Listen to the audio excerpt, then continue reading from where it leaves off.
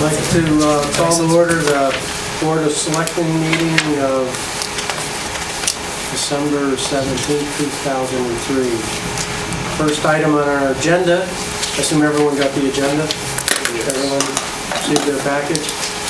We're going to, seeing we have no chair, we're going to do an election of chair and vice chair.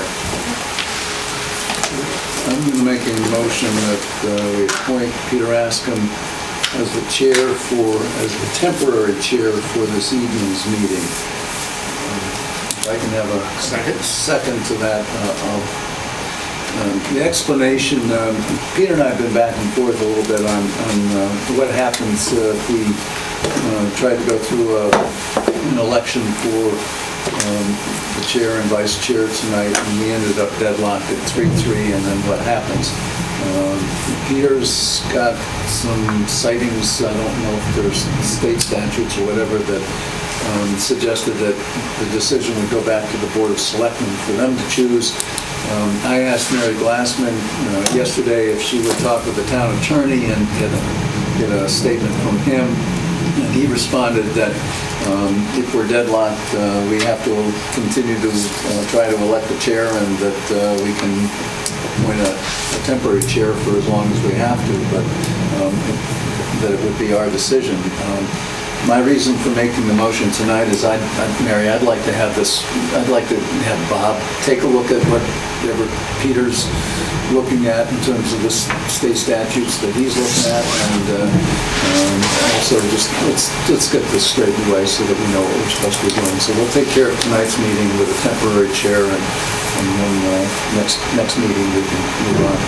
Do we have a second on that? Second, sorry. Discussion? I guess I just question, why wouldn't we at least make a motion for a permanent chair? If it doesn't pass, it doesn't pass, but at least it's on the record. Well, I'm not sure we need to... We haven't even tried. Well, I know, but going that route would, I think, necessitate a lot of time, energy, discussion about, respective candidates' qualifications, and I think both have excellent qualifications for it. So I assume, Mary, that there was no opportunity to interpret either our charter or state statute to allow for... The only call I chairs. received was from Nick asking if I would just ask town attorney, so I did it informally. I don't know what, Peter's not asked me, no one else has asked me, so I don't know what the answer is. I just know what, the question was asked, what happens if the Board of Finance doesn't pick a chair, and the answer was verbally, they need to pick a chair, it's within their purview. And So I think for a matter of doing business tonight, if we go this route, and then people can feel comfortable with what happens in the next meeting, then we can make a formal vote. I think the statute I looked at talks about if it's a tie where it goes, it's So pretty clear can we in ask for a statute. formal written opinion? yeah, that's exactly right. I would be happy to do that for you. Okay, can I just ask that before the town spends money on that, is there an opportunity for co-chairs? Is that... It's free. We actually retain counsel no matter how many questions we Oh, ask. that's a good point. So Sorry. I don't want to. I don't feel comfortable commenting tonight. I did not have a complicated conversation with town attorney. It was asked by a member of the board. I got the answer, but again, I haven't asked for a legal opinion. I'm happy to take a copy of whatever Peter has and show it to town council. To your point, a week or so ago, my question was, can you elect co-chairs? And I was told no. You need to elect a chair. He asked me, and I said that the rules didn't allow co-chairs, but I never got, official opinion. Let's get the town attorney to... Yeah, happy to do that. on this subject. And then the board will have a blueprint of where you go next and what your options are. But I would also just sort of second where I think Jeff was going was, is there not room for us to come up with some, we're all nice people, you guys are both very qualified, as Jeff said. Is there not room for us to not look like we're deadlocked in the very, very, very first thing that as new members we're going to be involved in, where I hate to start looking like Congress on my very first night here in the Board of Finance. Can't we look like we're bipartisan and reasonable people who can come to some compromise and alternate or do something that recognizes that you're both well qualified and we all trust you both. I don't see why we have to, take this to the Board of Selectmen and make... I think this decision does that, shows that we're moving on with the business tonight, then everyone gets comfortable with the legal opinions and shows how the process works. I think it's pretty clear in statute how it works, and once everyone is comfortable, we'll see. Well, I think if it goes to the Board of Selectmen and the decision comes back the way you're hoping it will, then it's clear that one of you will be picked and we know which one. Well, town attorney made it very clear this does not go to the Board of Selectmen. So I don't know what statute Peter's referring to, but town attorney advised me this is a decision the Board of Finance has to make exclusively. So let's get that in writing as a formal legal opinion, because there's a think that'd be statute that helpful. sure looks different. And in the meanwhile, I'd urge you to think about some sharing, because it's not like this is a hugely powerful position that's going to be, forcing through things. I think you both deserve recognition and credit for your many, many years of great service. I think we just shouldn't make this a topic over which we divide ourselves instantaneously. So I would urge you to think about doing something as a compromise. Okay. Any other comments? All those in favor, we'll take a vote. All those in favor of what? Of the motion? Just Oh, make it. to make you a read? temporary chair, Make a yes. temporary chair. Yeah, sure. All those in favor? Aye. All opposed? Okay. Well, thank you for the temporary chair. We'll move on with the business. First of all, I'd like to welcome the new members. Linda Schofield, you want to work on it? It's tough welcoming. And appreciate your getting elected to the board and your qualification to serve us well. There's many ways you can contribute, so we're looking for everyone to contribute in the next couple of years. There's a lot to do and takes a variety of skill sets. We appreciate having you on the board and look forward to having you here. We have some minutes to approve from the last meeting. I believe only 4 of us were on that can vote on it. Make a motion to approve. Second. Anyone have time to read any changes or any... I had one small change. Okay. Paragraph 8 on page 3. I think technically we didn't elect Sean as the interim finance director. I think he was appointed. So the word elect probably should be changed to appointed. Just a clarification, the Board of Finance has to appoint in conjunction with the Board of Selectmen. Yeah, I said appoint. It says elect. Yeah. Where does it say elect? Yeah, just second. make sure. The second sentence But it says said the the Board of motion. Finance elected. But it says Mr. North made a motion to appoint. Yeah, he did. It says We both, elected him. Okay. but it really should say in the first sentence that the Board of Finance appointed, Looks like the Board of Finance has appointed. Okay. That's fine. and We just didn't following on elect the him. Board of Selectmen vote, because I guess it was a joint appointment. Yes. So maybe the Board of Finance following on the affirmative. Well, the motion was here. It says made a motion. Right, the motion's right. The motion's right. So you're just clarifying... The description of it, right. Description, right. So voted to appoint. That's good. Anything else? No. All those in favor? Aye. Aye. Any opposed? All right, that's it. 2 abstentions, I assume. All right, report of the interim finance director. I think everyone in their, I don't know if they got it in their package? No? No, the report this go around was just given out today. So in the future, we'll be getting those out ahead of time, but there's just the last minute they're still putting there. So you should all have it in front of you. So I'll go ahead and just read the report here, present it to you. So this basically be a snapshot of the things we're working on in finance, where we stand on some sort of key financial indices, and also some information that I think will also to the new members going forward, some of the concepts that we get going with the budget preparation. First of all, an update on tax collections and the grand list. For the month of November, current fiscal year, the tax collection rate is at 101.78%. At the same time last year, tax collections were at 101.92. Tax collection rate above 100% is common this time of year, as some taxpayers have already paid their full year's worth of tax. When you say 100%, that's on just on the first half of the bill, that's Exactly. not on the whole. That's right. So then come January 1, all the rest is due, and then come January 31st, we'll know where we stand on that. So, but comparing year over year, we're just about where we were before. Tax collection doesn't seem an indication that the town is at any risk of missing the budget tax collection rate target. Assessor's office is continuing to work on finalizing next year's grand list as we begin discussions on the next year's budget. Final grand list numbers will be at least partially affected by pending tax appeals. Following tax appeal settlements were recently approved by the Board of Selectmen just about a week ago. Willow Arms, Mitchell, Wood Green, and the Estate of McLean. You can see the amounts there. What's the, when you say the estate of McLean, is that McLean, what we had the settlement on before? Yes. That's correct. For the current 2012 grand list, there are no business abatements currently on the books. So that means the old ones, The old ones have all fallen off the last 3 years. we had 51,000 abatements in the prior budget, so Prior we had years. zero. At the moment, there are none. Sorry. I don't know that. All right, debt service capacity. The Board of Finance maintains a debt policy. It calls for no more than 7% of total operating budget to be used for debt service, principal and interest payments. The town last issued debt on March of 2013 in the amount of $5,555,000. The chart below shows the town's existing debt over the next 10 years.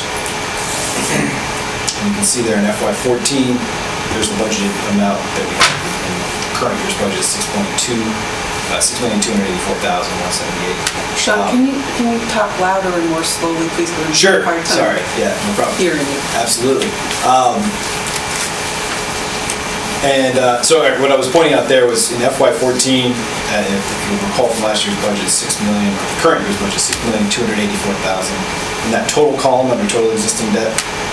This is just sort of important to note because for FY15, as we start to prepare the next year's budget, existing debt already totals, principal and interest, totals $6,166,819. If you follow that over, you'll see that that's $228,000 under our projected 7% capital. Assuming that the expenses go up. Exactly, that's assuming our budget goes up It doesn't. 1.5%. That doesn't. Right, so you obviously have to build in an assumption in order to calculate that number. If it stays flat, there's nothing extra. Correct. If it stays flat, right, there's 16,000. Also, there's approved, as you recall the plus last the difference, a meeting, little more than that. we deferred the capital discussion in this meeting. And in addition to this bonds already issued, there's to be issued Right, some of the money that's already been approved to capital. that's right. That's right, about 3.7. 3.7 million that is authorized, so. There's a little bit.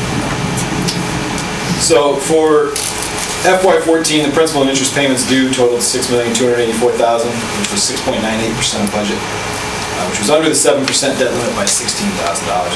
Without bonding any additional projects in the current year, the town has already has debt retirement payments of $6,166,000. This is what I was just referring to for FY15, which is approximately $228,000 under the projected debt limit. And as it says here, the FY15 operating budget is not yet done. Town's capacity for debt service increases, you'll note, in FY16 to about $1 million, and again in FY18 to about $3 million. Again, that's not total project cost, we're just talking about the total debt service. Could you explain the PMF estimate, the financial advisors, Sure, so basically with the two, just who they are and why we use them? And what PMS stands so PF, it should be PFM. PFM. Yeah. Sorry. for? Public Financial Management is the name of the firm. There are financial advisors and bond counsel as we go through the process of issuing the debt, issuing bonds to finance these capital projects. We asked them to help us structure the bonds to meet our debt policy, and they advise us as to what we should do. So we traditionally use them. That's right. To guide us through this process. We are very tight, as you can see this year, tightest we've ever been. Right. So in talking with our advisors, they've estimated we can borrow an additional $1.5 to $1.7 million in FY14. Again, that the payments on which would be due in FY15. This would be smaller than normal bond issuance. This would typically like to see something higher because there are a lot of fees involved when you go to issue bonds. So they would recommend, and during a phone call I had today, considering other financing options for some of those projects that Peter was referencing that are on the books, that are authorized, in terms of potentially contacting local banks or borrowing from town reserves for those things. For the planning of the FY15 capital planning purposes, estimated $1 million of debt service capacity in FY16 would allow for the issuance of approximately $7 million in debt issuance for FY15 capital projects. Yep. Peter, can I ask a question? Sure. We had talked a year ago, and I know you weren't here for that conversation, about actually doing cash flow projections around the timing of the need, what was approved and what is coming forward in front of us. So all of this, has some assumptions around when the cash will actually be needed, and sometimes you can approve a project and it's not needed for a few years, which changes how this picture looks and gives us a little more flexibility for some approvals up front. Okay. So I think this time through, it'd be really helpful if we could look at some cash flow projections around when the money is actually needed on the projects, so we can kind of use that to tighten our belt too. When we talk about today, some capital projects and updates on when some of the funding will be needed, I know, for example, the Board of Education often will say that, okay, it's been authorized, but we're not going to need it until... Well, I think we have to keep our eye on the ball there and be aware of that, and someone should highlight it. And we had a little difficulty the past year or two getting that point across, but I think you understand what we want. So we're asking for a formal cash flow schedule. So not just conversationally, we may not start this until a year later, but, here's a projection of when the cash will be needed. Well, I And think it's an estimate. based on, right, but based on best estimates from the Board of Education. And the Board of Selectmen, absolutely. It might be useful to have a collaborative meeting with all three boards to do that. Yeah, we'll probably we'll talk about that later, sure. Just one other point, and this is sort of for Linda and Laura's edification. Sean's been talking about debt policy. For example, that first statement in the paragraph says the Board of Finance maintains a debt policy that calls for no more than 7% of total operating budget. In fact, it's a guideline we use. There is no policy, there's no restriction. And in fact, a number of years ago when we prepared ourselves to take on the high school project, we first paid down debt considerably and got well below the 7% level. And then when we took the high school project on, it came up close to 10, somewhere up around there for a short period. We were over 7. Yeah, but the point is that the 7% number is a guideline, and it's something we've been trying to stick to and using as basically a rule of thumb. The policy says 5 to 7%. We were down below 4 before the high school, and we used to pay cash for the difference. So we'd spend 7% on either a debt service or capital purchases. And we took our financial flexibility when the high school came in and put it all in debt service. And you'll see when that bond issue drops off a few years from now that we pick up a substantial amount of money. So that's the time to maybe get back, when we do long-range planning, that's the time to get back to what we used to do. That's the appetite of this board. But 2019. Yeah, it's a couple of years out. There was a 15-year bond. Well, you can see it over on the right-hand side there. In 2019, you notice that the availability goes from about $3 million up to $5 million in 1 year there. I think that's most of it falling off right there. Sure. And I would just also direct you to, at the end of this sort of stapled report, is the capital improvement program. This was handed out at the last meeting by Mary Ann. And sort of cross-reference some of those same numbers. The capital improvement program looks like this. Two-sided, it says the full program on the back, but the point I was going to direct you to is This was sort of the analysis that she had done with PFM, where you can see the projected issuances in 2014 of $1.4 million. Again, there are other options than actually issuing, but then you have the capacity to do 7 million in 15 and 6 million in 16 to maintain it. There's no modeling that we do with our advisors on structuring, just to give us a concept on what capital is available, so we can sit down and meet with the capital plan, does it fit or not fit, and, you know, unfortunately, you're starting off in a tough year where nothing fit. So, very interesting. All right, moving on to the operating budget preparation charter guidelines. I apologize if this is a little bit unruly page here, but the charter has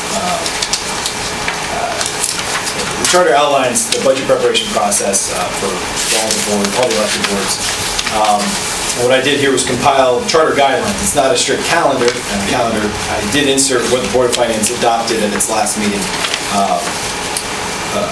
where applicable.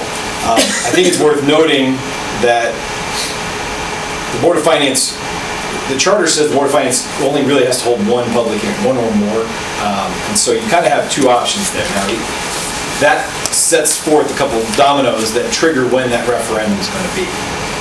So if you'd like, I can walk through this with you. If you'd like to sort of read and digest it, we can do that too. But we comply, everything complies with what the meeting schedule that we have. Yeah. I got a memo from someone that we weren't in compliance on the Board of Ed budget. Somebody had said we weren't going to get it timely, and that's not true. We are going to. Well, we're okay there. The piece that I was talking to the town attorney about today was if you decide to hold both public hearings that you currently scheduled last time, that would end the last public hearing you have scheduled, I think, is on April 29th, which means the budget, the next trigger in the charter has the budget has to be filed with the town clerk. Well, that actually can't happen that night. It has to be open, when the town clerk is open for business the next day. The challenge with that is if it's filed on the 30th, we're right on the edge of where the 14 to 21 day trigger in the charter, which sets the referendum, which traditionally is on Tuesday,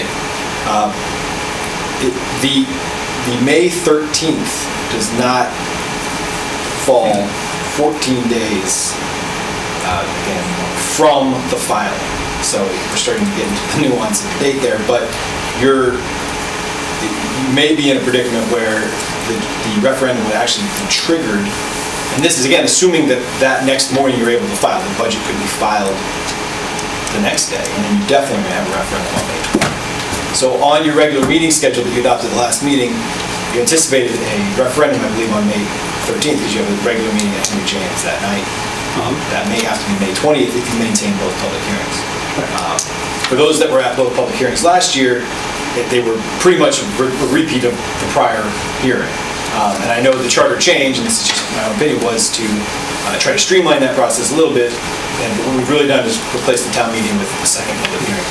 So it's something to think about. There's no requirement to have both. And if everything's done and ready, and you guys get the information you need from the first public hearing, you can either then set another meeting or have a meeting that night to approve. The only thing is that we'll move the referendum up from May until late April, early.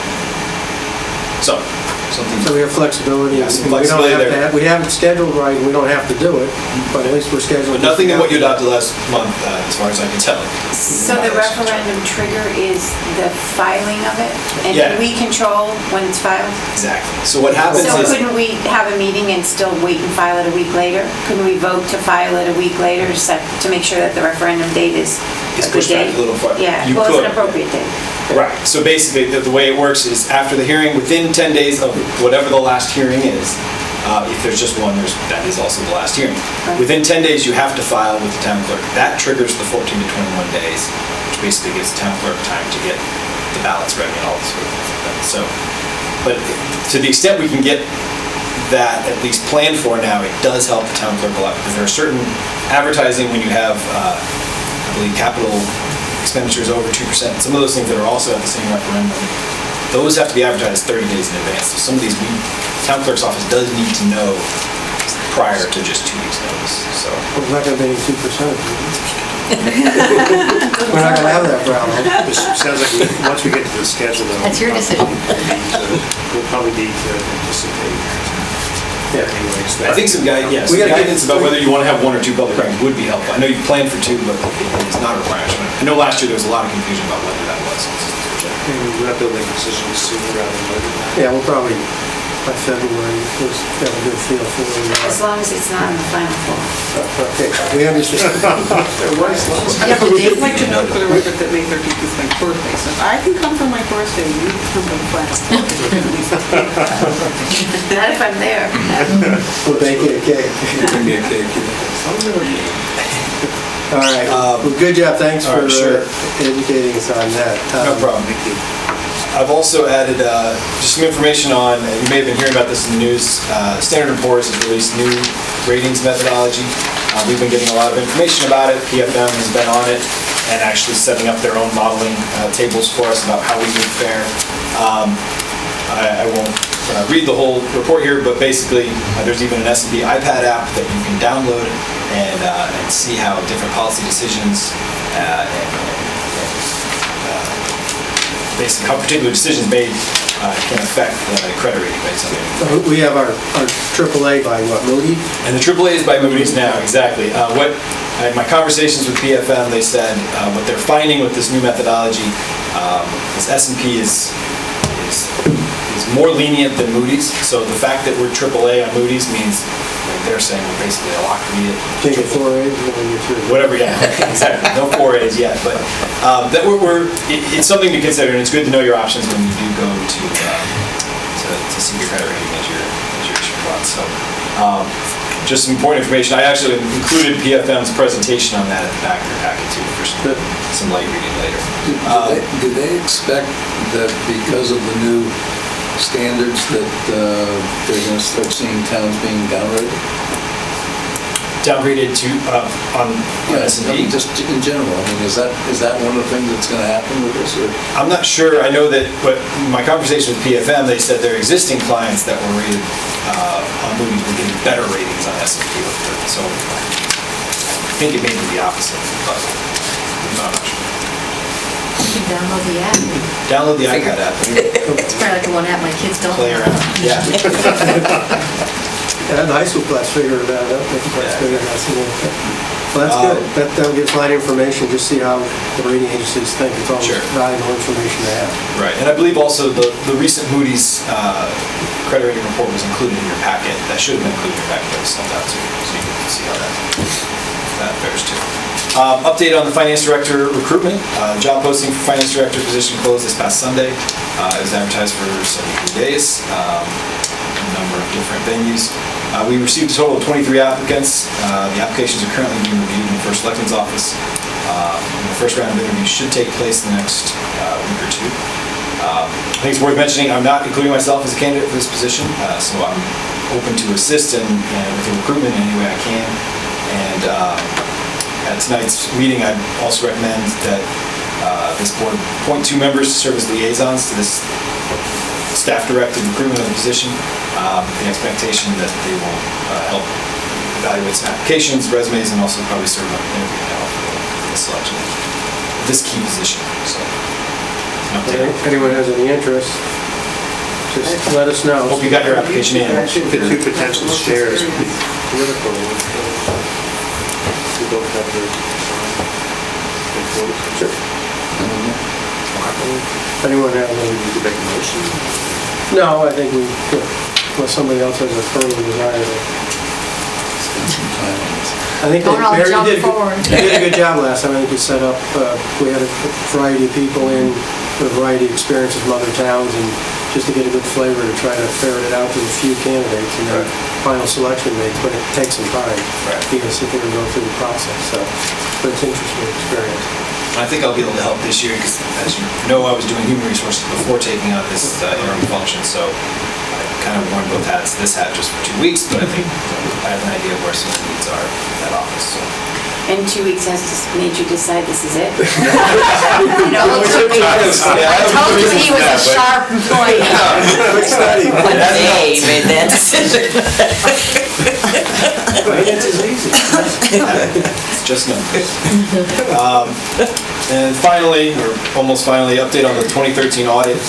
This has been consuming all of our time. I want to thank Deb Sweeney publicly for helping get us through what has been a tricky situation, just getting all the information we need with new people.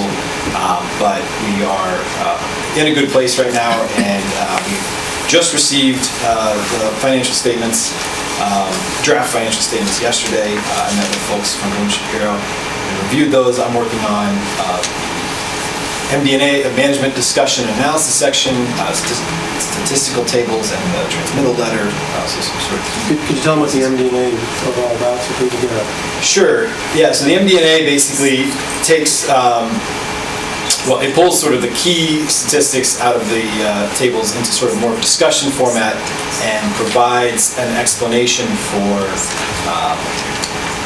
differences from prior year, and sort of what would account for this and what would account for that, basically. So it gives you a good reading. I mean, it's good analytical of what happens. It's a good read, yeah. So you don't have to be able to go through the financial one. Right, that's right. Yeah, it's more conversational. I mean, it's still, it's still an audit, but it is... It's exciting, honestly. It is exciting. But yeah, it's very exciting. And Nice try, Peter. right. So, but that's in the works, and we are on track. Some of you, or all of you probably know, we did apply with the transition for Mary Ann for an extension. I do not think we're going to need to use that, so that won't be harming our credit ratings or anything like that if we use it. So we're in a good place to get all the information we need done by this Friday over to them for publication. And the auditors are comfortable with all the numbers. There's no surprises. No. Right now. So, yes, they are. Have they indicated whether they're going to provide us with some sort of management letter? Yeah, we just this afternoon received a draft of the management letter, and we're going to be talking with them tomorrow about that. There was nothing, No substantive issues there. Could we get out preliminary drafts? Anyone wants it? If anyone wants it, could they request to you a copy of the preliminary or any? I think we release it when we have the final from Blue Shapiro, because they're changing, so we don't want to... There were already two things that are coming Some are errors, some are... So we'd rather have a clean draft to issue. But also the financial statement. I mean, I'd like to review the financial before it goes final. There have been times in the past when we looked at a draft. Yeah, when we have a draft, absolutely. I said when we have a final draft, absolutely. Yeah. But while we're changing Yeah. things, we don't have a final draft yet, but once we have a final draft, absolutely. Right. Because So I if the can final remember draft's ready, I Friday- can email that out to you. I can remember 5 or 6 years ago, with another set of eyes on it, we were coming up with things that were just... Oh, absolutely. Sometimes there's some typos and things, we Yeah. like to clean those up and then get the draft out. We had a lot of problems with the footnotes last year. Hopefully we don't have that same problem. I hope so. I mean, I will say that we were a little farther behind the process than I would like to see entering this. So it's been a couple weeks of scrambling to get all the information we need. I wish there was more turnaround for review here right at the end, but I think we're gonna be in a good place. So Are we'll you get going that to to you talk soon. about these 3 highlights a little? Yes, I wish I was an accountant or a CPA, but yes, these are the sort of the first 3 key. These would be the first 3 key highlights that are in the management discussion and analysis section. And because I finished those and those are some sort of key numbers, I thought I would just include them for tonight purposes. The first one is, on the government-wide basis, the assets of the town exceeded its liabilities at the close of the most recent fiscal year by $129,697,000. That's on a full accrual basis. For more detailed analysis of that, probably Peter will explain it better than I can. But So I just want to have one question about that. When you're talking about assets versus liabilities, assets are things like, obviously, money in various accounts, but also presumably buildings, Buildings, roads, As- equipment. Curbs, sidewalks, you as name opposed to it. liabilities, which are things like pensions, and so you can't really sell off. They don't have the pension because GASB hasn't adopted it. So the Pensions are pension, not in there. unfunded liability is not in there, will be in when we adopt the new GASB.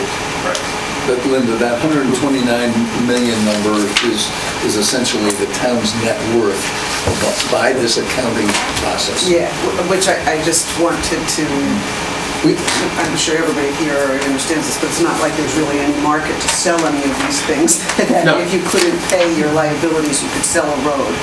So I didn't want anyone to go out thinking. What happened a that, few geez, years we ago got was tons of extra money. Gadsby made towns put roads and things on their books they never did. Yeah. We picked lives of roads, so we picked estimates. You'll see there's estimates in the financial. Our board made the top of the policies. We talk about those when we go through the policies. And we took conservative lives, so it boosted up this. So some towns could care less and they knocked it down. We took a more realistic approach to what the estimated life are. So we have a true balance sheet. I think it looks good, but you're missing $40 million in liabilities. It's not this good. Right. So it would, like the school building would include depreciation. Yep. So kind of the true fair market value. we believe that- Not fair market value. Yeah, there is no fair It's never market. fair value. It's not a fair Depreciated value value, statement. okay. Depreciated Depreciated value. value. Cost minus depreciation, not a fair value. Of course, the school buildings are invaluable. We're learning that takes place. And the intellectual property is not out here. We don't have that. Some of the other statements there, on a government-wide basis, again, on a full accrual basis, government's total net position increased by $7,600,000 for governmental activities. And I didn't know what that meant, the net position for government activities. What does that mean? Well, the way I calculated, and I may have done this wrong, but I just did it quickly, that $129 million number in the upper first Yeah. bullet there increased from 122 million. Oh, okay. Okay, I see. and that's up, Yeah. that's up to 7.6 million, and it's an increase of about 6.23%. So over the previous year. Yeah, so that's basically all it's saying. Okay. They have a schedule that they put in when they created these new Gadsby's at the government-wide statement, and that's basically pulling these numbers off of the top Right. two. We mostly deal with the individual schedules after that. Yeah. And I think the next number shows. The next number is an important number. Yeah, that one. The unassigned fund balance, which we often refer to as reserves. So for the FY13 year end, the general fund was at $10,840,000, which represents a little over 12% of general fund budgetary expenditures. I think last year we were closer to 10.5. So that's an improvement. They were like 9 million something. These are things that credit agencies love to see when we talk about, and part of the reason we have AAA bond rating is helping. So one of the things we have to talk about is we got a reserve policy. We try to get over 10. We got over 10. What happens is the world out there says, well, we think you should have higher numbers. What do we feel comfortable with? That's 12 to 15, the right number, percent. So we'll have a discussion of reserves later, and something to always think about. That's good. And finally, board members that were here, I believe, a few months ago, Bloom Shapiro was also asked to perform some additional work concurrent with the audit, referred to as the agreed-upon procedures. This was an analysis of the cash receipts and disbursement processes for 3 town functions, just to make sure they get extra special attention and a more in-depth analysis, I guess. Simsbury Farms, the Performing Arts Center and building permits, and also one Board of Education function, the student activity fund, and where applicable, provide suggestions for strengthening controls in these areas. I talked with Bloom Shapiro yesterday, and they completed the interviewing and data collection and testing phases for these areas. Draft findings for most, and I believe almost all, are being reviewed with town staff, Board of Ed staff, to confirm an accurate understanding, and then I believe the final results should be available in a couple weeks. And we'll get a separate report. That would be a separate report. They're very focused on, they've been helping us through this transition and this process of getting the audit done, so it's taking a little more of their time, but they're close to being ready. That's all I have. Thank you. Can I just say that's impressive for 2 weeks? I appreciate it. Good job, thank you. Yeah, Sean's, we threw him into the fire fast. There's a lot going on, and he's juggling a lot, and he's doing a great job, so we really appreciate the work that you're doing, and it's tough to jump in where you're going, so we really appreciate it. You're doing a lot of important work, and it's important we meet this deadline. It doesn't seem like much, but it is important to rating agencies, and there's a lot of work. I know you're doing the hard part right now, so That's my number one goal. So. So we appreciate that. Thank you very much. Yeah, good. Next area, yes.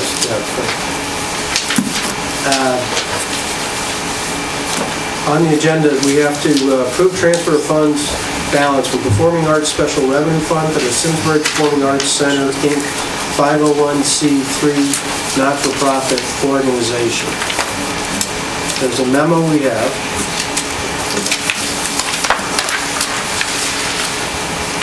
In our package on this. I believe it was handed out in the package. Yes. And I believe the Board of Selectmen approved this transfer at their meeting on December 9th. Yes, we did. Perhaps, Mary, you could just give us a quick Yeah. overview as to what gets set up and what's set up and why you... Sure. Historically, the Performing Arts Center was started, as you recall, Hartford Symphony about 18 years ago with a tent in the cornfield. And as it grew, the town made a decision to buy land in the center of town and then to construct the Performing Arts Center. There was an account set up to track donations and to operate the facility. The facility initially was a town-operated facility, and the town staff ran the center. The Board of Selectmen had a goal of weaning the town from those operations and making them a nonprofit status and having them run independently. The Board of Selectmen several years ago created a nonprofit, helped a nonprofit be created. The nonprofit was created.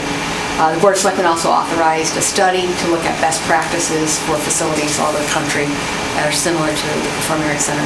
There were a number of recommendations, and the web report is available if folks haven't seen it. It's really set out a blueprint of how the town could transition to a nonprofit, and through the initiative of the Performing Arts Board, chaired by Mr. Hensley and Mr. Ryan and many others. They were very successful in spinning off of the operation to the nonprofit. So the Board of Selectmen approved the transition from a town-operated event where we would now lease it to a nonprofit. They would operate the facility. The town has a fee for service. We're going to be charging, we're out of the business of operating the Performing Arts Center, happy to say. And we have a fee for service where if there's some assistance that the group needs above and beyond the town's asset, because the town will continue to own the land and the facility, we have a fee, agreed upon fee of what we would charge. There is a little bit of money left in this account. As of today, there's about $15,000 left in this account. It's not the town's intention to keep any money. Those funds are being audited by the auditors, and there's some last-minute adjustments and a lot of late bills still coming in. So once that account is finalized, there will be some sum of money that was not taxpayer donated, it was privately raised, that the Board of Selectmen felt comfortable transitioning to a nonprofit organization. So the last season, two other things. Last season, the town did hire the manager of the Performing Arts Center. That position was up for renewal. The Board of Selectmen had authorized to go out to RFP if it was a town event and a town facility, but the nonprofit chose to take over that operation. So they'll be responsible for hiring and staffing the facility. So about last year, previous years, the Performing Arts Center had lived off their donations and had been drawing down. Last year, they managed to break even. This year, they looked like they showed about a $5,000 profit after they paid all expenses and all salaries and compensation. So they haven't made a lot of money, but our goal was that the town, they wouldn't lose money, and they achieved that goal, and we're glad they did that. And the town's goal was to get out of the day-to-day operation. We have a lot of buildings and a lot of things that we maintain without increasing the budget over the last several years. We have a lot of work to do, and running the Performing Arts Center was not something that the town Board of Selectmen felt we wanted to continue to do. So it's a win-win. It's a win that the nonprofit has some great new partners. They are going to have to do a lot of fundraising. The web report made it very clear what they needed to do to be successful. They're negotiating for new performances for next season. I think they have a good lineup. They'll be working with the Hartford Symphony And any funds remaining in that account, we'd like to close that account and transfer them to happy to answer any questions. So do we need a formal motion to do that from our board? We do. Right. So can I entertain a motion? Yes. I would move that we transfer the fund balance in the Fort Lee Arts Center Special Revenue Fund to the nonprofit on January 15, 2014, as provided for in Section 3 of the proposed agreement. Second? Second. All right. Good. All right, good. Yeah, I'm not sure I understand completely. Will the town have any say in the operation of the facility? Yes, going it's, forward, Or is yes. it giving that up? No, the town will lease it to the nonprofit, but the nonprofit still has to come in for a public gathering permit, so that still has to be staff reviewed, it still has to get approvals. So there is an approval process, but the town is not going to run the day-to-day operations. Jerry Toner won't be doing, the on-site visits. Our finance director will not be issuing checks and checking for receipts. All the things that we do is very time-consuming. We don't issue any checks or reimbursements unless we have receipts. Sometimes there's not receipts, we have to chase those down. Very, very time-consuming. So we'll be getting out of the day-to-day operation. The approvals, the arrangement that we put in place, the license agreement, similar to one that Town of Windsor has with Summerwind, Danbury has. There's a number of similar facilities that we looked at over the course of several years, and we have an agreement between the nonprofit as to how they need to get their approval. So they still need police approval. They still need planning commission, and planning and development. They'll still need traffic. All those safeguards will still be in place. Liquor permits? Liquor permits, Through zoning still? yes. And the state of Connecticut. So who's going to take care of all of this accounting? Yeah, that's the beauty of it. It's the nonprofit's responsibility. Jeff, you have a I question? was going to ask if the town would be providing services to them on a fee basis. On a fee basis, similar to what we offer for any other organization, and there are fees charged with that, so... Maintenance of the field, Exactly. We have in the agreement, because it is a town facility, is a town asset, we'll still provide the basic maintenance of the facility, so we'll still, the grass is used for soccer fields. We'll still maintain the fields. We'll still provide, the annual capital needs of the facility. If it needs painting, things that are in the ordinary course that are the town's responsibility, the town will continue to maintain. But, bringing in lights, bringing in tables, bringing in chairs, all those things that the town used to pay for, the town will no longer pay. and they'll have lease payments to the town. Yeah, the lease, there's really, there's a percentage. I'm happy to share, email the license agreement with folks, but there's, if they're successful, the town will get a percentage. If they need services from the town, and the town can provide those, we will charge a fee as well. So again, taxpayers won't be subsidizing the operations of it. The town will also have, it's not exclusive use, so if the town wants to have a, September Fest there, like we've had, we can do that. If the town wants to have a movie night, we can still have a movie night there. So it's not exclusive use. It's really just a license agreement. So, they're not paying to actually use the facility, though? There's not a rental fee? There is I'm trying to remember the details of what the actual... So, the town receives a flat fee to cover administrative expenses, and that's $2,500 or 5% of the PAC's seasonal net revenues up to $10,000. So it's not really a rent, if they were to need to rent someplace to put this on, if they weren't a nonprofit, they're not putting that expenses into their budget? Exactly. We recognize that if they were... It's a very marginal operation at best. There's not a lot of profit, as we've seen in the operations over the last few years. If there was a big fee to use the facility, they wouldn't be able to put any concerts on. And we recognize it. The town was never, we really, I think, spent a lot of time, a lot of conversations, and Laura can attest to that, having been on the board. A lot of conversations about what's the right fit to make sure that the community has successful arts and cultural events. People love the symphony, balancing the stress on the taxpayers and the cost for taxpayers to subsidize it. And we've wrestled over the last few years with what's the right balance, and we think we finally reached that balance. You know, we're supporting the operation by not charging a lot of money, so that we're encouraging successful performances. But at the same time, we're not using staff to spend their time on operating a musical venue. It's not what we do. It's not in our core services. You know, we love to have the concerts. I think folks were happy with the symphony concerts. Whether there's 1 or 2 or 3 or 4 concerts in addition to those, I think that's dependent on whether they break even, whether there's revenue. And now that the town staff is not stressed and putting on those concerts, you know, we have the right balance. Everyone ready to vote, or any more questions?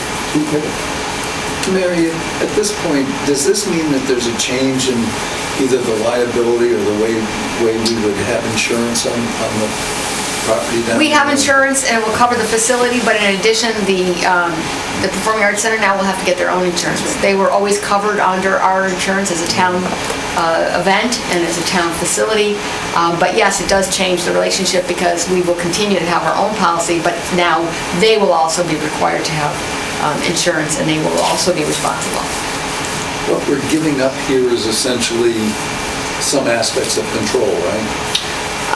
We're giving up control, we're giving up, I think part of the problem and the frustration between the Performing Arts Board and the town is that we operate on a fiscal year basis, and we were always reporting on the financials based on that fiscal year basis, and It doesn't fit their season. Middle of their season. right.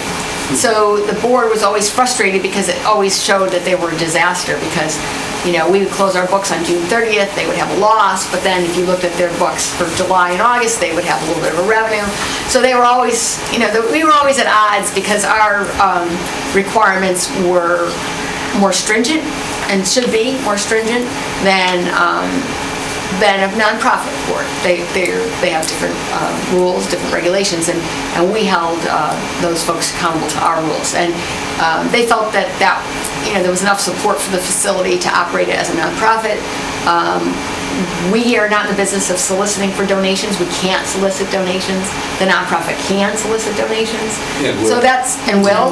yes. So, you know, it's a better place for it. You know, you don't want Board of Selectmen members approaching corporations, asking for money, and then having issues come before the board. It's a cleaner way to have the facility operate and gets us out of a business that we're really not good at or haven't prioritized. You know, it's not what we do. Not that I ever liked it, but, I mean, technically, a special revenue fund comes back to this board. We have some say over Right. what happens there. You and the Board of Selectmen have been, you know, receiving regular reports from the PAC board and so forth, so all of that kind of stuff is going to go away. It is. It is. You know, we hope they're successful. We'll work with them to help make sure they're successful. But it was very frustrating for us because, you know, they would make decisions to spend money on things that the town would have to go out to bid, but they wanted to move very quickly. I mean, you can see, you know, a lot of places where there's a lot of conflict. You know, we have to account for every donation.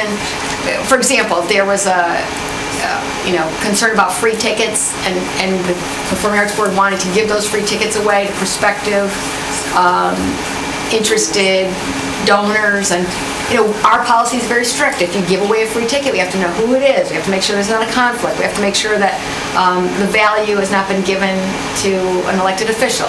And, you know, the nonprofit can now operate that. The rules affecting elected officials still apply, but they can give those tickets to corporations and they're not held to the same responsibility as the town.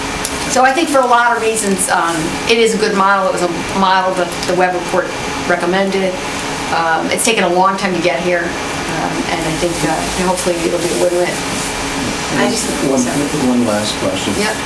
From a capital point of view, in terms of the facility down there, Is this going to change in any way? I mean, we've talked about, there are some needs for that building or for that, whatever you call that, the band shell and so forth, that need to be done sometime in the future. Is it still come back to the town to do that?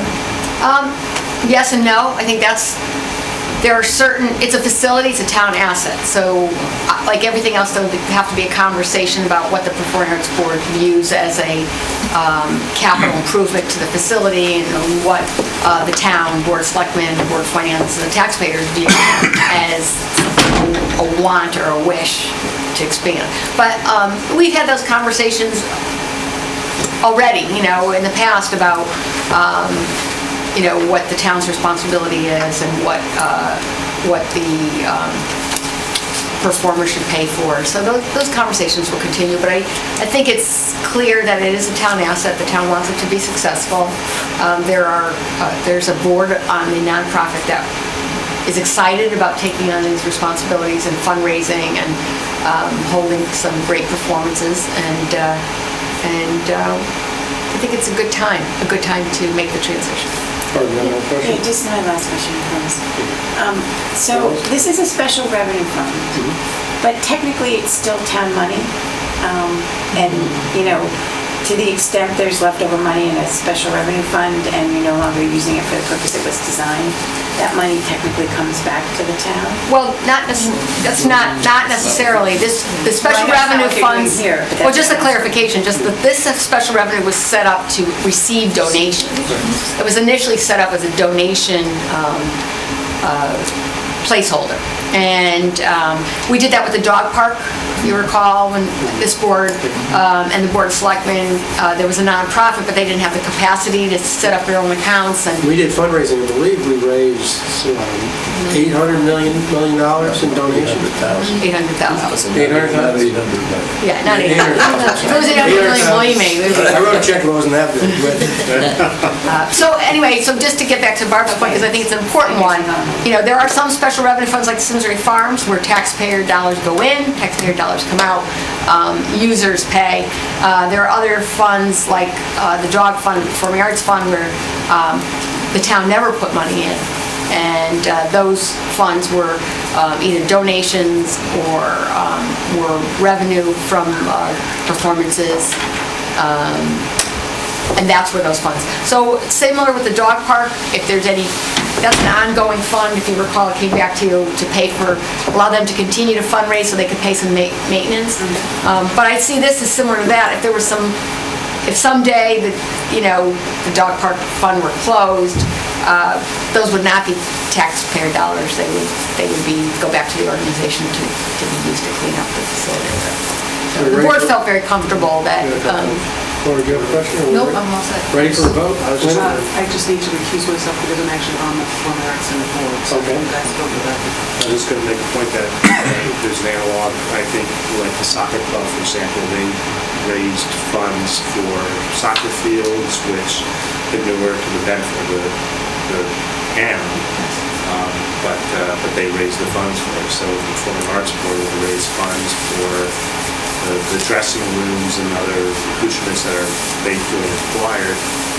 It would be a similar scenario. They would raise the funds, it would go to the band shell, and it would be the benefit of the town. And that's actually a very good example, because just like those conversations we continue to have with the soccer club, when they want to do improvements, it's always a partnership where, the town may decide that there's only a certain level of improvements that we need to make in a field, and if the soccer club decides they'd like to see greater improvements, they'll come to the table with some contributions. So I expect that this relationship will continue along the lines with all the other good relationships we have with many of the nonprofits. All right, so can I call for a vote on the motion? Everyone understands the motion? Yes. All those in favor? Aye. Aye. Any opposed? And one abstention. Kirk recused herself from the conflict. Thank you very much. Thank you. Now, that will be effective that day, whatever the cash balance It'll be is. effective, whatever the balance is, after they're audited, after the auditors go through the numbers. Well, thank you for that explanation, appreciate it. Next item is, I say appointments of committees and liaison to committees. It's really just an identification of who's out there doing what and where, and what committees we have. And it's more, I started writing notes down on what committees that I've done some work on that I think people are involved in, but we're going to try to list what areas that people have, whether they're ad hoc or permanently, what we get involved with, and not to assign tonight, but just to think about or identify what we have. So we've already put 2 people on the ad hoc to do hiring the finance director. I'll give you my list. I know we've had, for the auditors, I know I've always met with the auditors beforehand, and sometimes they even allow me to see a preliminary draft before they issue. But usually we meet with them beforehand, so we meet with the auditors. I know Nick's been on that at times with me. There was a business development committee, which I've been on. There was a member from the Board of Finance. So we got to get somebody on that business development. That meets with, you have a representative from zoning. What's the charge of that group? It's to review requests for tax abatements, business tax abatements. The only time the committee meets is when they're triggered by an application and a request for the abatement. So it's on an as-needed basis. This is to give like businesses a break while they're in startup mode? There's a program in place where if they meet certain criteria, they can have their taxes abated. If you spend so much money onto an existing grow the grand list, so much you can put in, and it's a 3-year abatement, it phases down. So that's how those 4 companies have Right, that's how it works. I was wondering about that. So we're going to need somebody for that, so think about that for next meeting. There's been public building committee representatives. When we do public building projects, somebody gets involved. In the past, Kevin and I were liaisons there at one time. I'm not sure that we've been doing that much recently. I mean, quite frankly, we haven't had some really big projects for a while. Maybe Dave wouldn't agree with that, but when we were doing the police station renovation downstairs and so forth, we were much more active with it. I mean, one of the big capital items that's on our program out there in a couple of years from now is Henry James. So, I mean, that's certainly time that might make that, very apropos. Okay. Now, we have the insurance, the pension and insurance, is it? I'm on both of those. I am appointed to both of those committees, not just as a liaison from here. And we have a formal appointment, I think, Paul, the other? Paul was appointed, and Moira, we were on it. From the Board of Selectmen. Right, so we have to have 2 people appointed, so we have to think about who wants to be on that. So, that's next meeting, we'll think about it and see who wants to volunteer.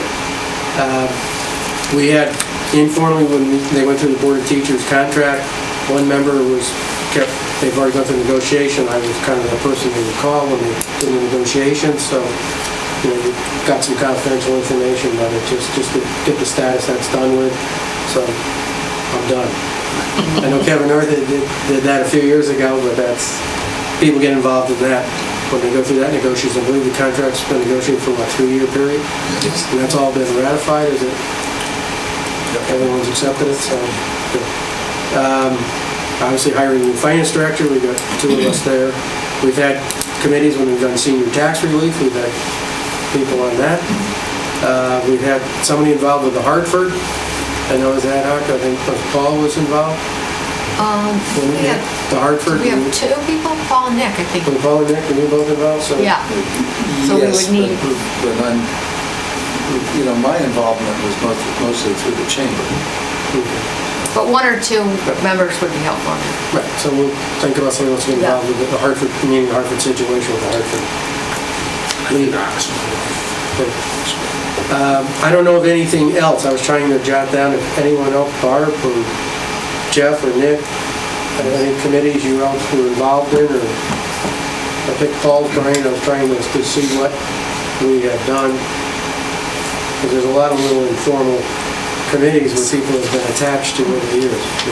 The only other suggestion I can think of is Kevin, because of his relationship and because he's on the fire district, would update us on the fire district, but the fire district does pay a mill rate, does charge a mill rate, and that process is important for, I think, the Board of Finance to monitor so that we know, what's happening with the fire department, what impact it has on the mill rate. So that might be something we might want to add. Okay, no, put somebody just to see what the fire district's up to, so you know how that impacts it. forgot about that. Also, later on, we get He's identifying the facilities task force. Facilities and enrollment task force. facilities and enrollment. Forgot I did that. Yeah, facilities and task force, and that was for the Board of Ed. Yeah. Has that group ended it, or is it still meeting? Still meeting, we have a meeting end of January. We have one representative? So that's, I have been that. yeah, okay, so we should, what I'd like to do is just see what we have, who wants to be on, continue, or if more people want to be involved, fine. Is it your thinking that for most of these committees, we have 2 people? Or Whatever the pleasure, somebody, whatever's as necessary? long as we have somebody reporting to us what's going on, we should have our ear to the ground in certain committees to know what's going on, and information has to come back to us, because eventually it's going to impact what we do, so we should know the impact. I know in public building, when we did the high school, we had our charge on Stone Creek, and a representative kept that out of the equation, so there's many ways we can manage projects. I was just going to ask if it would be useful to know what are appointments to subcommittees and where we need liaisons. For me, for example, as a public official, I need to get clearance. So, for example, I could be a liaison for public building committee, but I couldn't, sit on, let's say, a committee where it may be regulated by our office, where I need to get authorization and have them sign. Well, that's why you just think about ones you think you can contribute and have some interest or expertise or whatever to keep us in the loop, because there's a lot going on, and it eventually all filters up. Everything impacts money and money and goes up to our board. So the sooner we know about it and the issues, the better off we are. So keep that in mind for next meeting. We'll do one of the continuations. Now, the next area is, I put down as goal setting. Now, this is something new. We've always kind of gone through the budget process, and we kind of traditionally work on guidelines, but I think we need a little bit more goals as to what we, the collective board, feel we're trying to accomplish. So you can, what we don't want to do is micromanage budgets, but we want to make sure we achieve goals. If you've noticed and you've seen the budget presentation, the other boards have done an excellent job on presenting their goals and how their budget meets their goals. Well, then we sit down there and mesh it out and say, no, it doesn't meet we want this or that. Well, why do we want that? I think we have to articulate our goals and communicate better what our thinking is and why we do what we do. And for example, we set a goal that we want to have a declining tax rate, lower the mill rate. That's a pretty interesting goal right off the start. Well, how do you achieve that? Well, there's many ways to achieve it. So it could be done through expenditure decreases or revenue growth or combination thereof, or when you look at collection rate.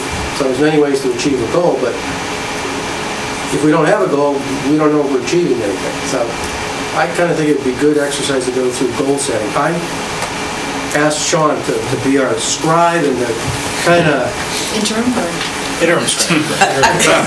and to kind of... I'm sorry, I got to pause. One other thing before we get into the goals, I forgot to do this one thing on our annual report. That's one of the duties we have to do is get involved in publishing this. So we're going to need a couple people who want to volunteer for this. So think about it. Look at last year's, and we have to get this out in the next 4 or 5 months. So What does the role entail? Do we write that? No. yes, every last word of it. No, we Actually, work I with write that. Sean I've writes been doing that for the past 3 Actually, years. for the last couple of years, Probably gonna be me again. Paul and I have collaborated on putting Yeah, exactly. most of that That's just together. And I was on a committee years ago, before I chaired EDC, working with Paul and other people on reviewing it. It was largely, I recall, proofreading. I was looking at the numbers for studies, the proofreading, and I think there were some decisions about artistic design and then whether you're going to go black and white or color on the cover or what have you. So Well, there's a piece in there that's pretty much boilerplate that describes what the Board of Finance does. Then there's another piece that we generally changed or updated each year to describe, the things that we've accomplished. It's not terribly onerous. People should read it last time and then see what it is our charge and is by statute, we have to do it. So I ask, can we not do it to save money, but I think statute requires us to do it, so. But it's just, I think Sean's getting extra copies for folks, but, it could range from everything of, do you want it to be in a calendar format? Do you, what's the, what you want to highlight? Do you want to, what do you want the cover to look like? I mean, so it's, it could be as good as you want it to be, and it could be as creative as you want it to be. We could talk about doing an online version. It's hard to download or do, so there's a lot of options. And if we had some active participation from a board finance member too, that would be great. It would be very helpful. So next meeting, be prepared, somebody's going to be on there, there'll be two of us on that, so it'll be interesting, and nice picture, so it's good. I think it's a fun exercise to do. Now, hopefully I didn't forget about anything else that we have to do, but now let's get into the budget issues and goal setting. I handed out what I listed as 14-15 budget issues. As you know, we're talking about 14-15. So even though we're in 13, we have to think 14-15 because we're July 1 through June 30th. So that's where we're focused on the budget for the next year. I just listed some of the factors. We have school enrollment decrease. I believe we still have that. And that's been a long-term trend and a continued trend. We have to look at grand list growth. The Hartford decrease, what's going to happen with the Hartford. Teacher's contract, that's been settled, the impact of that. Governor's budget on auto tax, I know there was last year a new way of maybe looking at the way car taxes are collected, that could impact our budget. Pension cost after change investment return, last year we changed our investment return down from 7 3/4 to 7%, so that increased our unfunded obligations, actually increased it and increased our contribution. We have overall underfunding of our both pension and OPEB, they're underfunded. Interest income is non-existent. It had been $1.2 million, it's down to $25,000, but there's considerable funds there. CNR and capital, non-recurring amount of money to spend. Usually we give the boards what they should spend in capital non-recurring. Collection rate, that's something that we control, the collection rate. We've used 98% in the past. That's something to talk about. It impacts the taxes. Debt service, obviously we talk about our policy, and that's 7%. Capital needs, what are the capital needs? What do we do? The sewer fund doesn't impact our tax collection, but it impacts the sewer usage fee. There's a sewer fee there, so we have to focus on that. Simsbury Farms is, I guess, in a deficit position. It has been in this year's significant deficit position. I heard to the tune of about $200,000, so there's an impact there. I put low voter turnout as issues. We traditionally get the budget, not a very high turnout, so we should try to focus on trying to get more voter turnout. And last I put down concerns of bond rating agencies is just an issue. What do the bond rating agencies think about what we do and our course of action, and what do we do to maintain our AAA status, or what do we not do to lose it? So we have to be careful now that we have it, not to lose it. So we still have to keep our eye on the ball there, I think. So that's just some of the big picture overview. What I kind of like to do is, what do people want to try to achieve in this budget? What would be some goals to achieve for this 14-15 budget? Can we add reserves to the list as another factor to accept that we're kind of probably 10%? All right. I don't know how you like to proceed, but I asked Sean to do it for a flip chart so we can just kind of list what people might think would be of interest to them in this budget cycle, so we could put it up there, not to formalize it tonight, but just to get ideas out, so next meeting we kind of formalize our goals, and a lot of them will be similar groupings of areas, so we could get some broad goals. And it might be simply as lower the mill rate. It might be a goal. It's pretty simple if that's what somebody wants. So somebody might want to put lower the mill rate. Can we write flat or lower? Yeah, I like flat. Flat or lower milling? Lower or stash, flat, not higher. How about do nothing to impair a AAA rating?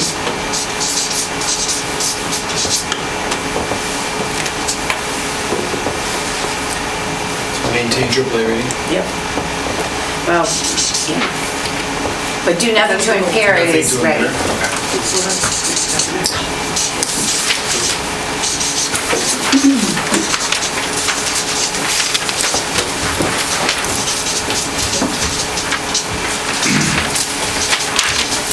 I guess a goal, I think, would be to maintain level of town services. Well, yeah, I mean, what we're trying to do, we can't impact, well, I guess we can if we lower the budget significantly, we would, I think we can come from a presumption that we want to maintain the town services, we want to maintain a good educational system, we want to keep the bucolic nature of Simsbury, all of those, warm motherhood and apple pie type things. But my problem with making a statement like that, it gets hard to quantify it. Right. So maybe, I don't know, I mean, you're right. It's hard to quantify how you don't impair what you play. We know some of the factors they consider, but it's not precise science either. So I think some of the goals are aspirational and some are fairly specific. I mean, you could say do no harm, I suppose. I think our role here is to balance many needs, and lowering or maintaining flat mill rate is something that we may in fact be able to do without doing any harm to existing level of services for taxpayers by looking at all these other factors.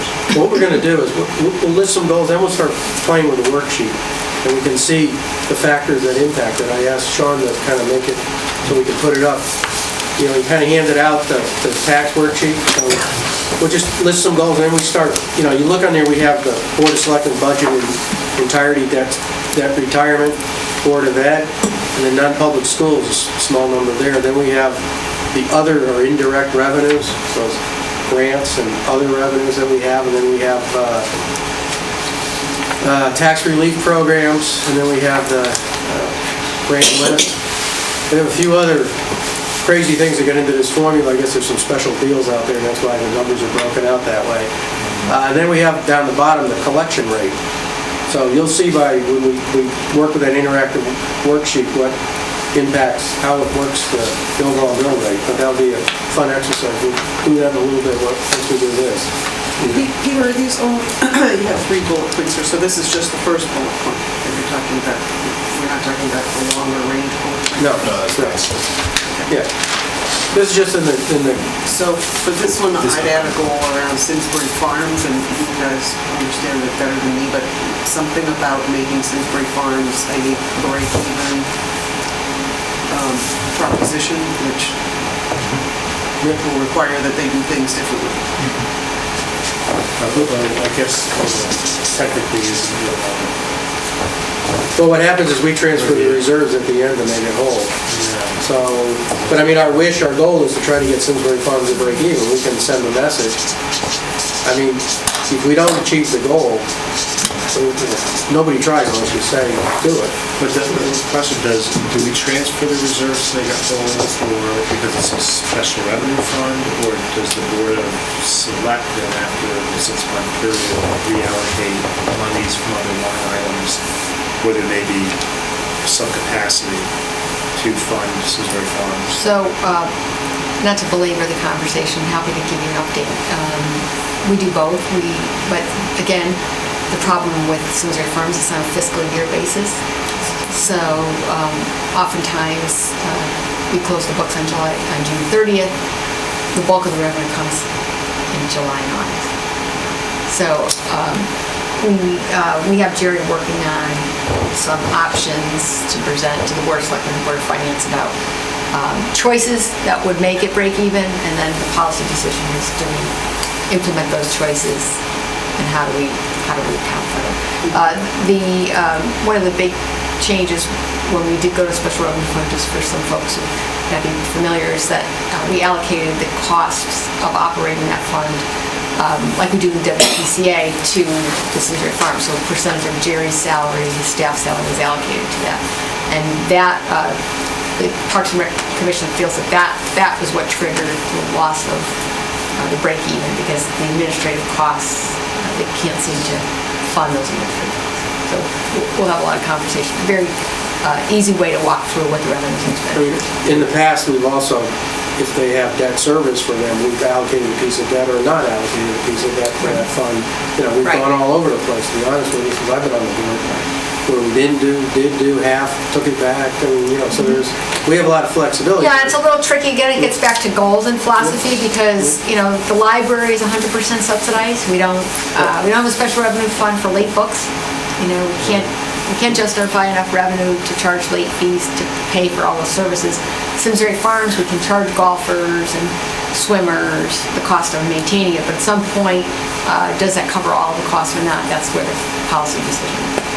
And we've had conversations in the past on this board about whether it would make some sense to bring an outside consultant in and take a good hard look at Simsbury Farms and the operation and the way we're handling it. And I know we've also had conversations about whether we could, literally start having them take care of their debt service, as you mentioned. But for at least the last 6 years, as far as I'm aware, basically we've been just trying to make sure that they can operate on a break-even cash flow budget basis. And that's sort of where we've had them for a while. And whether, if they're a couple $100,000 underwater for the last year, obviously we need to take another look at that. Yeah, moving on to other areas, I have a couple. I put down, keep the ability to increase reserves. Basically, what we've done to increase reserves is through the collection rate. So when we look at the collection rate, we that impacts the ability to increase reserves. If you look at the rating agencies, they look at your ability to make a profit or increase your reserves. So that's the only place we can do it, just through the collection rate. So we have to look at that and keep our eye on the ball there. You say increase reserves, or are you talking about target, maintaining 10%? Are you looking to increase to a higher number? Because I guess I'm uncomfortable with that goal. We're not We're not here trying to say what people, right now we're just putting up with people what. Okay, so And then we can decide next meeting. I guess a goal that I would have would be not to over-reserve such that we're overtaxing current taxpayers. Was collection rate an additional? Sorry. No, Was collection rate was part of the increasing reserve? It's not to We over-reserve. need to have a philosophical discussion Yeah. about where the collection rate should be, because it affects the level of the reserves, and that's really all part of the same discussion.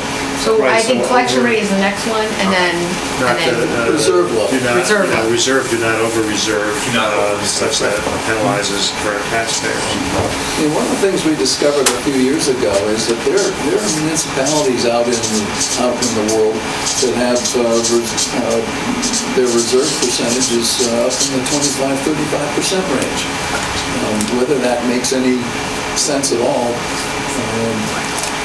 don't ask me, but for years we've been talking about trying to maintain 10%, and now we're up at 12, and it would seem to me that in answering Peter's question, I think it's a good question to talk about. Just how much do we need to have there, and if we get there, what do? I think what we'll do is we'll put that on as a 14 goal, and we get to that worksheet, the whole philosophical discussion on reserves is something, you're not going to resolve it in 1 hour. It's going to take a while to understand and settle and go through the process, and I think it should be a good goal for the year. One thing I put on here, it's new, would be new to both the other two boards, is identify the drivers of the budget, of the top 10. And so when we get the Board of Ed expenses and Board of Selectmen, what are their top 10 items that drive their budget? And what have they done to keep those at the lowest, to reduce that expense? I mean, I don't want to micromanage their budgets, but if I hear what they've done in their top 10, which is probably a good percentage of their total budget, then I'll feel comfortable that they've looked at their budget. And then we don't have to micromanage their budget. But I just picked top 10, but at least we get some analysis from them as to how they're working down their, to justify the expense. You're not looking for something as simplistic as the word staff, are you? Because I can guarantee you that that is the number one. Personnel. Right, personnel, yeah, right. Yeah, is the number one driver. And they might say, here's It is the a number contract. on both sides. Right. Well, what have you done? Well, you're not looking for that as an answer, are you? Well, that would be 1 out of 10. Right. The question is, what's the other 9? And what- I mean, the problem with the school system, you have two ways to look at it. You have a teacher's contract that drives the budget, that's what we hear. Teacher's contract drives the budget, then you have the right number of teachers. So there's two ways of looking at it. We have a responsibility this year too, I guess it'd be part of the budget, to identify under state statute, opportunities for savings to the Board of Education. And then I think there's a response period, I don't have it in front of me, but the statute was new this year. It requires that the Board of Education respond back to us within a certain period of time. There's a new statute.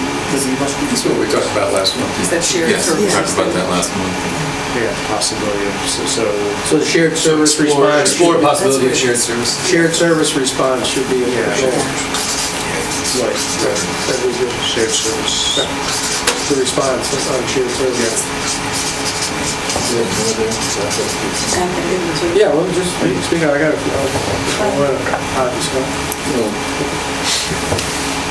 I would like us to, just like your budget drivers, I'd like us to start trying to focus in on the grand list and really what do we need to do as a town, and perhaps as a Board of Finance to start trying to, move the grand list in the right direction. I mean, I can think of things like tax abatement or tax incentives.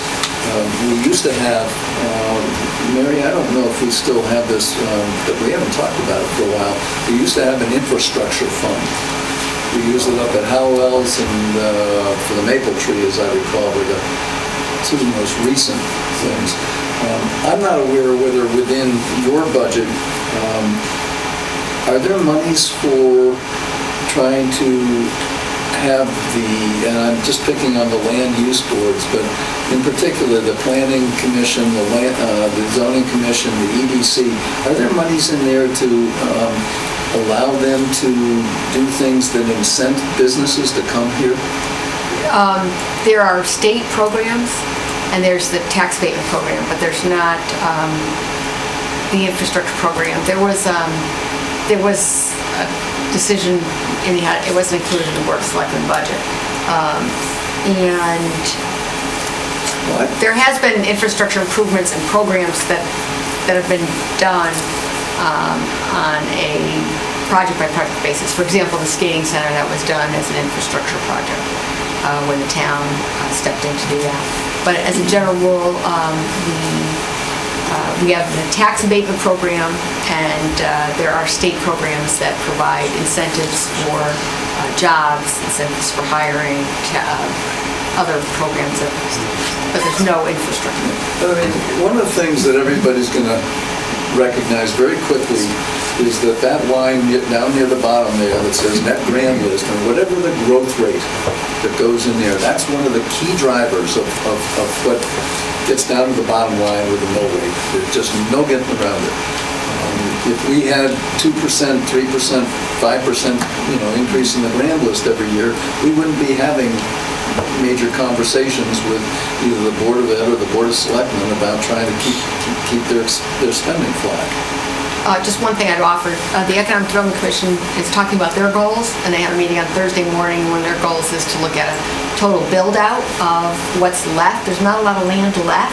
You know, we're more than 30% open space right now. There's not a lot of undeveloped land, and if you were to, you know, that may be something the Board of Finance wants to talk to the Economic Development Commission about, is if you build out all of the remaining land based on the zone that it is now, what will that generate? If that land is changed to residential or other types of land use, what does that do to the mill rate? So we are looking at that analysis. But that will, you know, show you there's not a lot of room to move the grand list. And then the other factor certainly is the state revenues as well. Those are the only other two flexible. So we want on the grand list as far as incentives or something. It seems to me to be an obvious one. When you get right down to it, I mean, it also swings back into the whole discussion about the Hartford Insurance Group, too. I have in here just, I think like, one of the things we have to do is we have to get a budget in there to help us work for policy and process improvement. You know, we asked for the money we're going to get the money for the green pond procedures, but if we have to work on our policies and write more manuals and policies and process in the accounting and control function, I think we need a little budget to do that. So I think having some money in the budget to do that, and we get our priorities as to what we want to do, would be good. I got it as just get some money in the budget and then to get as an action step for the 2014 goals to get moving in that area. You know, we tried to go through our policies this past year and we started and didn't finish. So I think we got to finish, and even if we have to pay for the right or whatever to get a better manual to get it documented. And as you go to finance directors, they're going to start pulling their hair out unless we have something like that. So we have to do a little better in that area. I think it's a good responsibility. I'm also thinking that there's probably a lot of templates out there already that we shouldn't have to recreate a wheel. Correct. Also, senior tax relief, we tend to revisit every few years. So I don't know, we haven't revisited it in 2 years, so we might want to put senior tax relief. I know there's certain dollars allocated. You see that down the bottom of the worksheet. So much was allocated to the program. Last year, I think it was $298,000. You had about $65,000 in volunteer fire ambulance and $51,000 went to business development abatements. So if the business development abatements went away, we just found $51,000. But, you know, I don't know. The question is, did it actually result in any growth in business that led to taxes? So maybe well, they're only abating they're abating the taxes that were, which you can't abate unless you pay taxes. right, but you're abating presumably in order to help them grow their business so that No, they spend money, you give them half off the first year, so let's say we gave $51,000 year one, they paid $51 more than the year before. So then year 2, it phases down and then eventually goes away, so they pay. So then eventually they're paying full load. Full load, right. But, so that's my point, is that you're giving them abatement now in hopes that in the future that you're promoting business growth. No hopes. They can't get an abatement unless they spend money and get assessed more. So It's not, So the abatement is on the improvement. on the improved property, they can't get an abatement unless they spend a certain amount of money to improve. But it's a loss for the town because. No, it's not as much revenue as you would have gotten. But But is there a potential that if you said to them, well, we're not going to have an abatement program, that they would just say, well, great, we won't do this expansion of our business? yes.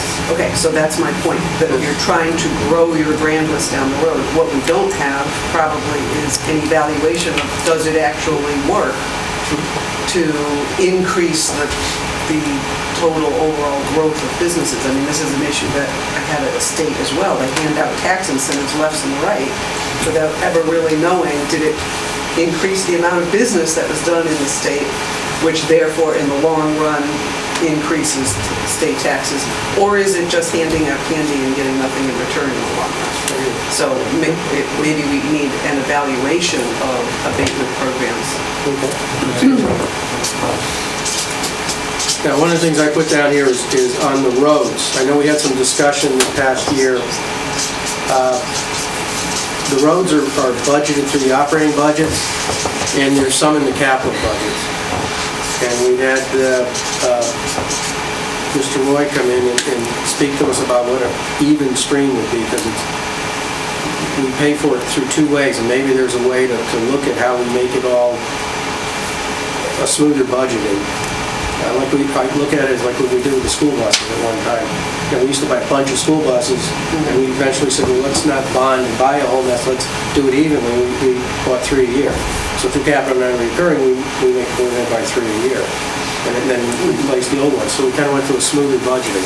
So I think we talked about looking at the road, so I think it couldn't hurt to, during the year, at least to set up somebody to work with the board of selectmen on that, and how financially do we make that fit so we don't cause trauma in their budget? And what's the right number? We got $1 million number, and we're not spending that this year. So We don't know, so we know somebody thinks that's the right number. We just need to, get from the board of selectmen. If we're going to keep our roads up long-term and then not have it move, like Peter's saying, what's that right number? So it's a road program that allows you to keep the investment flat. Yeah, I thought Smooth. Ron presented, I was impressed with his presentation. I don't know all the details, but I thought that they had a schedule and they had... So it's been $1.2 million a year. Right now, you spend so much out of your operating budget, and you get some state money for your roads. Right. And then we have in capital, about $2.5 million budgeted every other year in capital. So he shared with us this year 600 plus, and that he needs to stay flat year after year. $1 million is his number. So we need to understand that better. The state funding changes every year. Oh, those are pretty program, doesn't it? Wasn't there a different modification this year? Yeah, but it's still down compared to what he said he needed, and that's kind of the question. Yeah, I don't know. I think our list is getting long, and I think it's certainly if somebody wants to be a liaison to the board of selectmen when they address this issue, and of course that is responsible for our roads, that's great. But I think we're trying to micromanage far too many issues. I think we got to pick 4 or 5 goals here that are. We're not picking them tonight, we're going to pick them in The January. idea is to get everybody's ideas out. Prioritize them. Yeah, I guess. And we did prioritize this in the summer, that we were going to do it, and we have not set up. No, I think any- it's good to do. I guess I'm just thinking that I hate to see us get into micromanaging other elected officials' business. It's our oversight role to do certain things. It's not our role to do. For micromanaging Pay for the roads. capital, because what you see is, if we say no to $2.5 million of capital because we don't have any capital, then are we hurting the roads? By the way we do our capital budget, so what we're trying to do is get smooth budgeting and come up with a way. Maybe there is no way, I don't know. But it's not micromanaging, that's a role as Board of Finance, to be looking at how we fund different things. And do we fund them smooth, or do we fund them by borrowing? Which are the ones that we should be getting capital for? This is just one I think we should have a philosophical conversation on again. That's Yeah, all. I just think we got a lot of philosophical conversations going on, and we have limited time. We have an hour and a half typically for these meetings, maybe 2 hours, and I think we've got some really important. Welcome to a new board of finance, Jeff. Yeah, That's no, what I it's all understand about. that, but, well, no, I've shared town committees before and other boards, Peter, and I think that we need to prioritize because we've got other elected officials in town who are spending hundreds of hours and far more hours than we do. Both the Board of Selectmen and the Board of Education spend far more many hours than we do. the Board of Finance. That's the time we have to move on. Appreciate your thoughts. Any more? I have kind of my big one, is I would like to see us have a realistic 5-year capital plan that we can sign on with all the boards. That we have Board of Ed, Board of Selectmen, and us in a 5-year plan that's affordable. Or we do it every year. In theory, as part of the budget, it's just never been affordable. So I would like to see a 5-year plan where we actually, lay it out against our boring objectives and understand.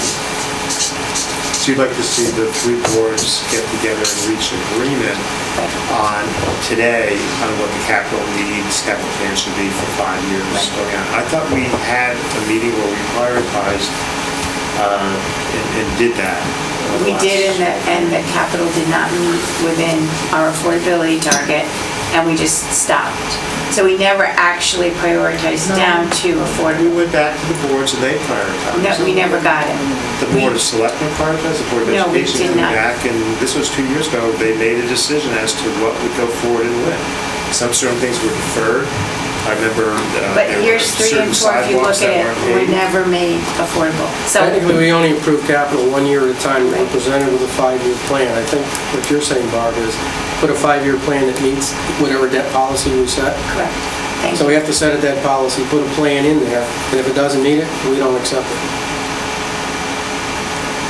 I mean, it's tough, I think, to know if you're going to go out to bid, for example, on renovation of high school, to know 5 years out what that's going to cost. So I guess we can come up with projections and estimates and try to reach agreement. But again, I think let's have some realistic goals here. If we can agree, long-range planning is a great idea, but let's not have unrealistic expectations that we're going to have things set in stone. We're going to plan that, a blueprint for 5 years that we're going to follow. I don't think anybody's saying that. I'm saying that we come up with our best guess, and that we agree with the boards of what's affordable for a 5-year structure that meets our. In essence of time, why don't we shift gears and go up, let's change our focus to the temple. Yeah. So this was the goals for 14, 15, you said, right? Yeah, we're just, I mean, I have a whole list, I'm gonna submit my list in writing, so I got a list of action plan and, you know, with all due respect to all members here, we all have, you know, our own priorities, and that's what we're gonna submit them and then try to figure it out what we wanna, you know, make as priority. You know, But I think one of the things we gotta focus on also is just seeing the impact on mill rate. We make a goal of mill rate reduction. Well, how do we get there? So we look with the worksheet, we can see what expenditure guidelines you could do to maybe achieve a goal of a certain mill rate.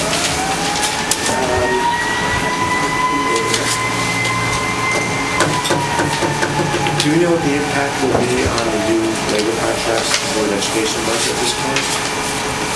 Is that public information yet?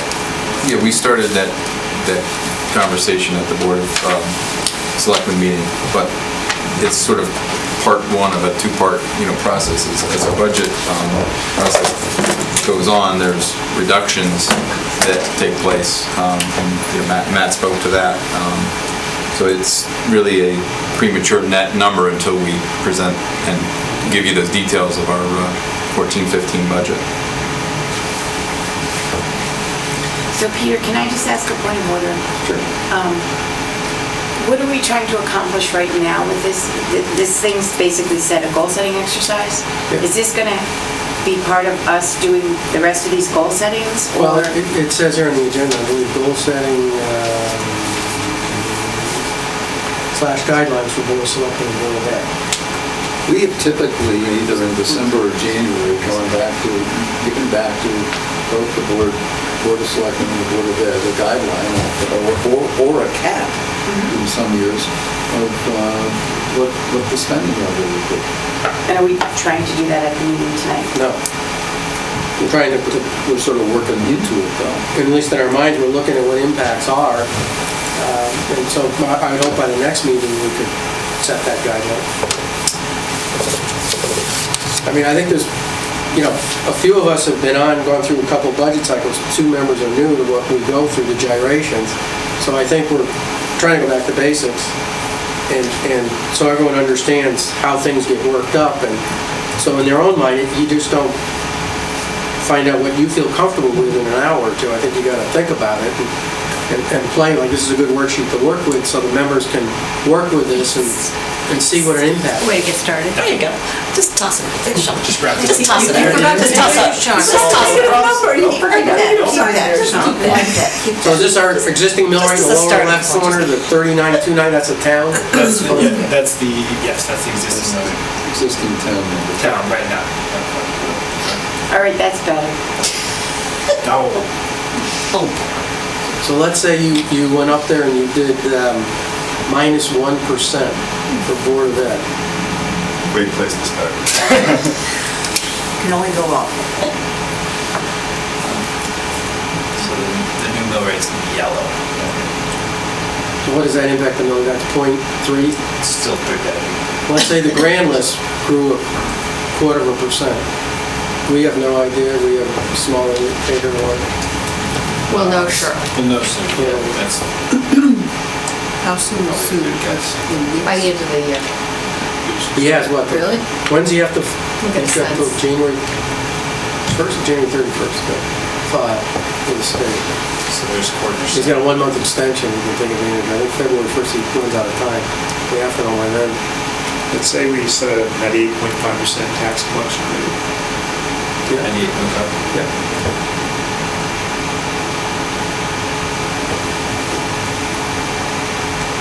Cutting down about, what was that, 5 Down, yeah. 0.58 by the mill rate. Now we have- 1.5%. In the relief programs, the abatement went away, the 51,000. Is that interactive? Well, yeah, that's showing, Negative 415, that's all three abatements put together? right? Yeah. So it's still here. So all I did was roll everything that was there. Yeah. We were getting into, we don't have any of those numbers yet, but you could, right here, play with whether they.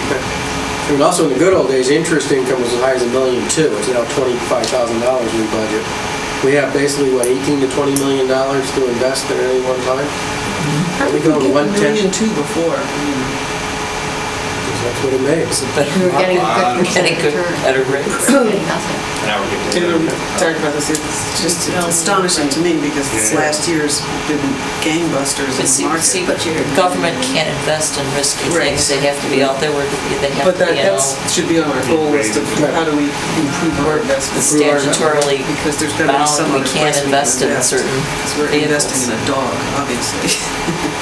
Well, hopefully the economy changes some of that for us and helps us. I mean, it hurts us on the bond issue side, but it helps us on the investment side. So, but, we've been dead in the water with interest for a long time. And, we had to raise taxes to offset the decrease. It wasn't great.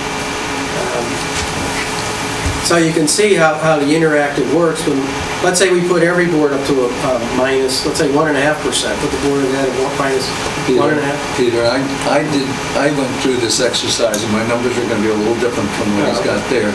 But with minus 1.4% on the Board of Selectmen and the Board of Ed, and with about 0.25% grand list growth, and with a 99% collection rate, and putting all those things together, I was able to get about a 1 mil decrease. Move the mill rate down one mil. Sorry, what were your appropriations were ones or 1.5? Minus 1.4. I actually put in, I played around with the debt collection to make sure that number in the upper right-hand corner stayed pretty close to 7%. I put in $2,500 for the non-public schools because that's one we can't really control there. So that was almost 0.5% on that teeny little budget. I was playing with a bunch of different things. But it took basically minus 1.4% on both the Board of Selectmen and the Board of Ed, 0.25% growth on parts of the grand list because I wasn't trying to go in and work with all of the different elements that are built into the underlying worksheet here, as well as changing the collection rate up to 99 in order to drive that bottom line down to 37.29. That drops us about 1 mil. I'm sorry, 36.29. Yeah, 1 mil. That drops us about 1 mil. Now, if the grand list grows more, you get more. Definitely. Now, if the governor comes in and gets his car tax thing, we lose $2 million. Well, in the middle of the page there's all the indirect revenues. That $7,800,000 number is comprised of a list of about 200 different items. welcome. The large ECS. And the largest is the ECS educational cost sharing for the piece of what, 5.3, is it? Yeah, 5.3 or 5.4. I do believe, I'm sorry. I was just gonna ask, what is the 1% difference in the tax collection rate? What does that translate into dollars? Well, on a $90 million budget, it's about 900,000. I mean, We're already over on reserves by 2%. I mean, the issue, I think, and this is part of the sort of philosophical discussion that I think we should have, by using 98%, we've been generally putting at least $1 million or more away into our reserves each year. Colleen O'Connor can show you for the last umpteen years, and the numbers are shown in the capper, there's only been 1 year that we've been below 99%, and typically we're up at the 99.5, 99.6 level. So even using the 99% that I put in there, you're still a buffer to do what Peter wants to do, which is to have some growth of the reserves over time. Now, you got to keep in mind, there's another little power our board has. Oh, yeah?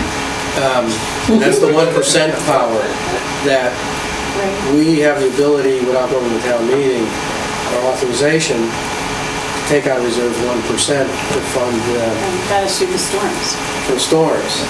So in other words, if we're having bad years for storms and budgets are being stressed, we have the ability, without going back to the taxpayers, to give the board 1%, or to spend that 1%.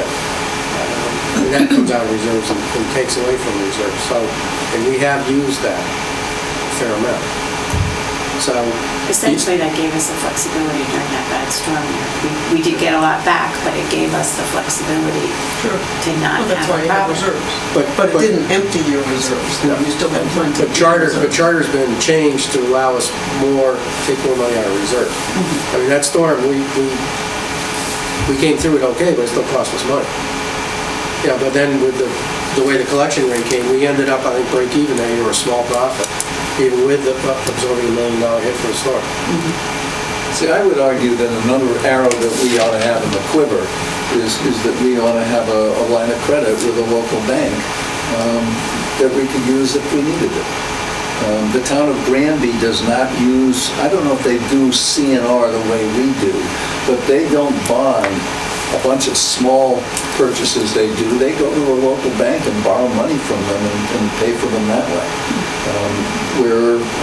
And is the interest rate competitive with bonding? I suspect that because you're talking, well, yeah, it probably is, because a local bank can take advantage of providing a tax-deferred rate as well. Whether it's absolutely competitive, I don't know. But I mean, take the last $5.5 million bond we did. The cost of doing that, the fee that we paid to the underwriters was something on the order of $80,000. And when you translate that into basis points, that's not cheap. But I believe when we did that bond, we did projects, we did Simsbury Farms, we bond that. Yeah. We use this capital non-recurring when we fund this fund with our own cash to then spend the money to buy that truck, and then the boards pay us back 20% a year, so they pay it back over a 5-year period through their budget. So that's what the CNR fund is for. And that's why we have buses through there. We don't bond buses. Way back when we used to, we haven't bonded buses in a long time. So, We hit everything off, right, Peter, that we could look at the lower interest rate, correct? For bonds available. yeah.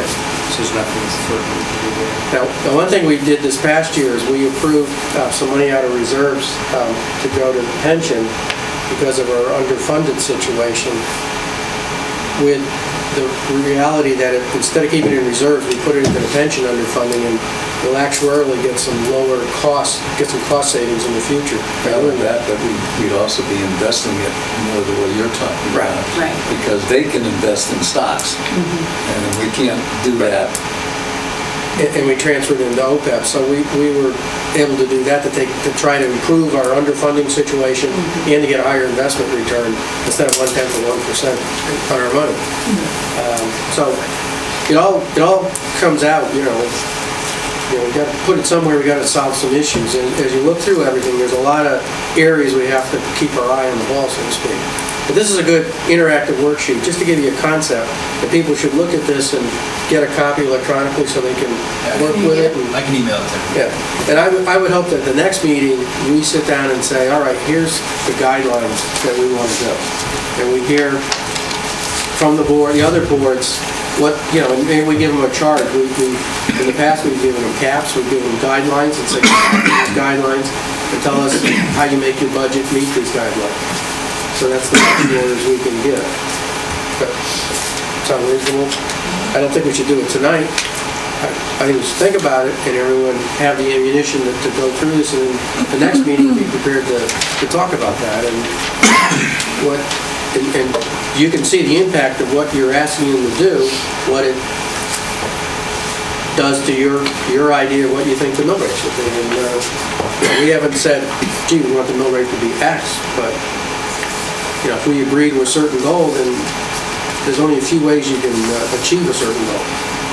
If that's lower the mill rate.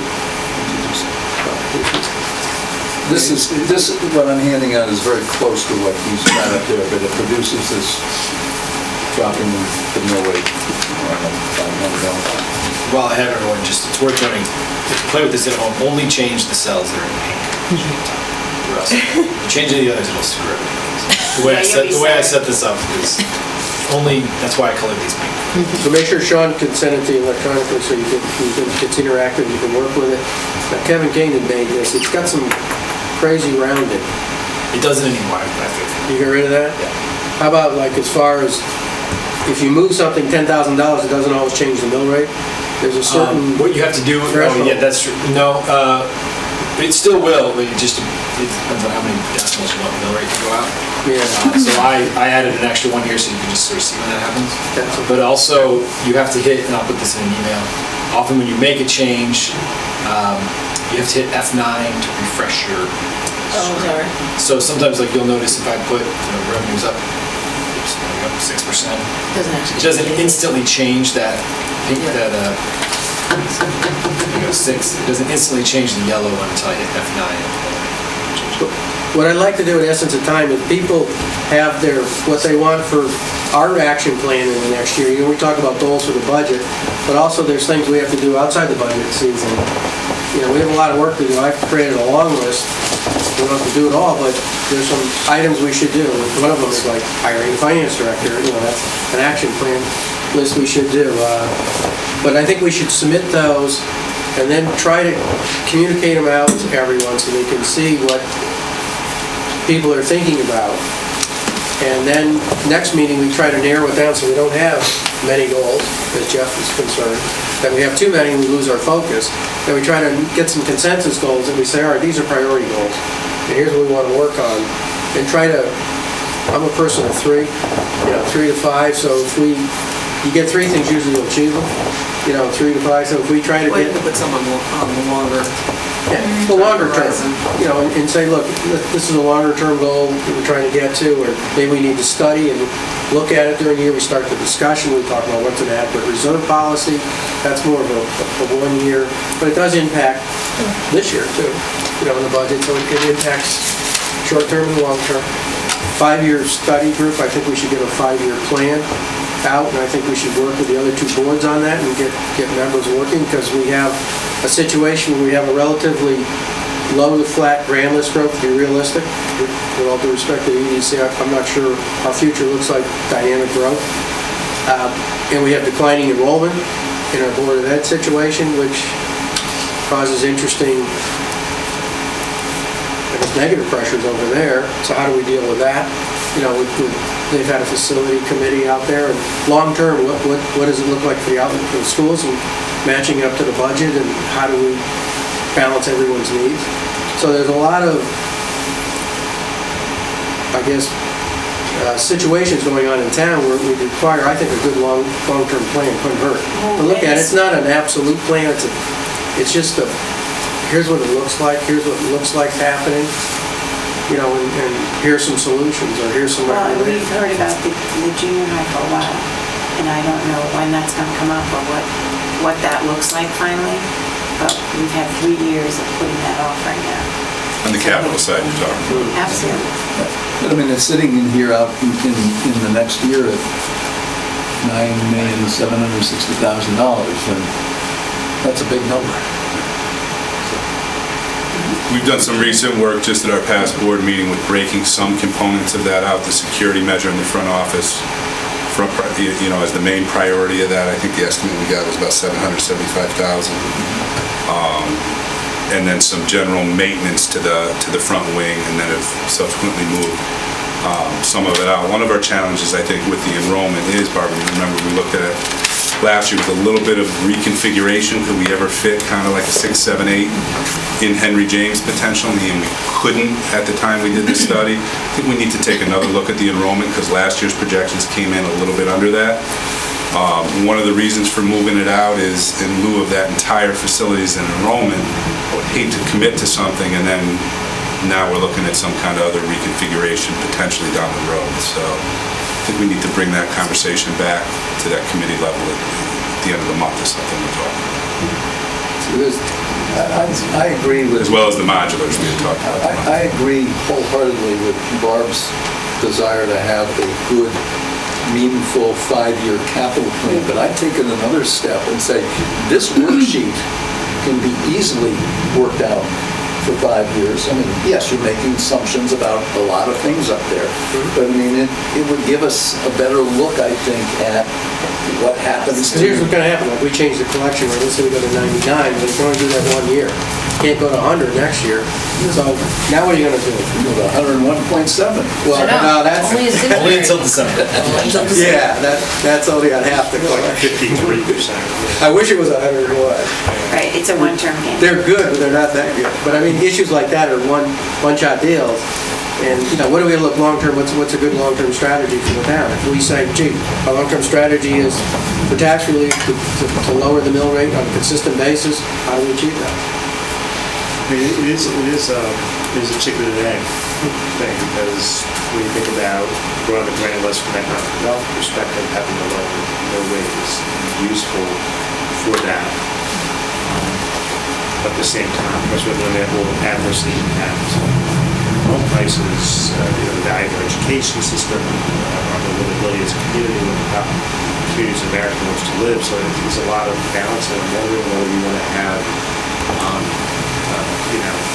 members from a couple representatives from this board, from the Board of Finance, the Board of Selectmen, on a group to do some brainstorming. So, let's say you were to say we want to, if the common goal is to, let's say, reduce the mill rate by 1%, what impacts does it have across the board in terms of county services and in our schools? What I recommend is we get into Sean Kimball, the collector. Anyone had anything in writing or any thoughts on the goals, whether for the 1 year, what they want our board to do, 5-year, and for the budget cycle? I know I've written mine out, and submit them, and so he can gather all that. We should have a couple people look at them and try to come back with some common themes to the goals, an action plan for the next meeting, and then we kind of get our priorities so we kind of focus more on what we want. Instead of having a lot of goals out there, we try to narrow it down to something achievable, and we have some consensus where we think we're going. And then I think with the boards, I think we got to give them a guideline of what we're thinking about their budget should be. You don't tell them in April, you got to tell them now so they can manage to that. And so it's not any surprises at the end. What are we really thinking? So I don't know, are we thinking what we're thinking here or not? But I think next meeting we're going to be serious about an expenditure guideline for the boards. That's how we've operated, and it's fair to them to manage that. And if they find they're having trouble, then it's up to them to come back to us with compelling reasons why they can or can't meet that. So the next meeting, we should be prepared to make it have a full direction to support and endorse that with respect to their Yes, I think that would be, Do you think it would be appropriate, since we've got both Mary and Matt here, your thoughts on where you would be if we asked you to be -2, -1, or 0? Or -1, 0, and +1? I mean, I'm trying to understand the pushes and pulls. We don't know much about your contract negotiations at this point. And obviously, there are an awful lot of parameters in the equation here. Just ask Deb, thanks Deb, just trying to figure out timeframe to get the guideline from the Board of Finance, because the town operating budgets are due to the Finance Director by January 31st. So for us, for this to be helpful, having the guideline, I'm just trying to figure out when your next meeting is. It's like January 21st. So just from a timing perspective, it's gonna be a little tough for us to turn that boat around to get a guideline on 21st, and then the department heads have a week to transition their internal. So just something to think about. The other thing is, I think this is a very helpful conversation tonight. I think it's helpful for this board to play that role, because this is the board that sets the mill rate. And it is a balance of services. And we can put those numbers together, any number. I mean, you can give us a 1% increase, we'll tell you we can do it. You can give us a 1.5% decrease, it's all about choices. So I think that we can very clearly, speak for the town, we can very clearly lay out those choices and the benefits of reducing the mill rate, and pros and cons of the choices they have to make to do that. Just for one example, or maybe remember, we talked a little bit in our last budget of trying to reduce the budget, as the Board of Selectmen has since 2008. It's been very difficult, but we felt unanimously that keeping costs down, because the mill rate is high, is an important component for the town. But one of the philosophical discussions was eliminating the leaf collection, and that would save $10,000. But the board felt, and that was my recommendation, that we eliminate it, and the Board of Selectmen reversed it because they felt that was not a service. They felt that we could cut out at a time, when we talk about that service. So I think it's a good conversation to have. I think it's an important conversation to have. I think, certainly from the department head's perspective, we have a great staff that can outline to you, what choices that we have to make as a community based on what our goals are. I would just add, certainly to Mary's point, scenarios provide us guidance, and we can work through those. But I want to have the opportunity, and definitely will present as well, the contextual factors of our declining enrollment. What can we take? We started this conversation last year relative to, responsible reductions of staffing relative to the enrollment. And then what do we do to maintain the excellence in our school system, and kind of have that as a starting figure, and then show from all the scenarios. I'm not comfortable just, you give me a 1, -1, whatever it is, and I hit that without that main piece. I mean, I have to be able to do that. I think, we talked about the contract, the overall value of the contract. I think it was like $1.5 million for the teacher's contract. 1.51%. 1.5%, $1 million. Almost $1 million. Yeah.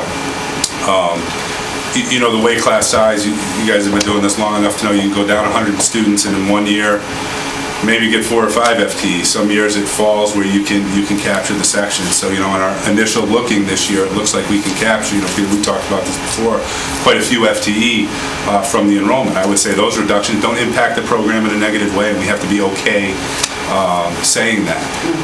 There's some other things when you talk about drivers. I want to do a better job talking about, special education overall, and what some of those expenses are in terms of what we can control and can't control. I think, but as Mary said, the guidance gives us, something to build towards, and, talk to our communities about, levels of service and everything else, because that's what it comes down to. I mean, when you do talk about those numbers, there's not a way that we're hitting the bullet that Jeff talked about maintaining the quality of all the programs that we have. So it would certainly involve choices and tough decisions. Yeah, I think we almost need a framework in which to evaluate those things. And coming from a business background, you typically have a dashboard of metrics that you look at for, what your key performance indicators, and how do those compare to your competitor. And I don't think we've even identified who our competitors, so to speak, or competitors are. I mean, I think we need to sort of figure out what are the towns that we get compared to by prospective businesses and residents who might come here, and what are the metrics that they're looking at, and therefore that we should be looking at. And they are things about, how do we stack up in student performance? It's a key thing. How do we stack up on taxes?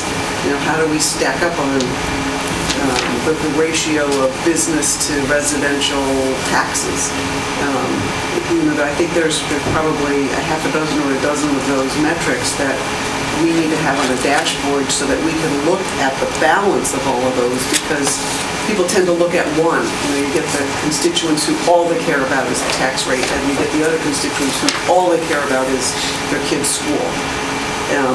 And they're not saying, well, wait a minute, if we're the number 1 versus the number 2 school in the town, in the state, is that worth increasing our taxes 10%?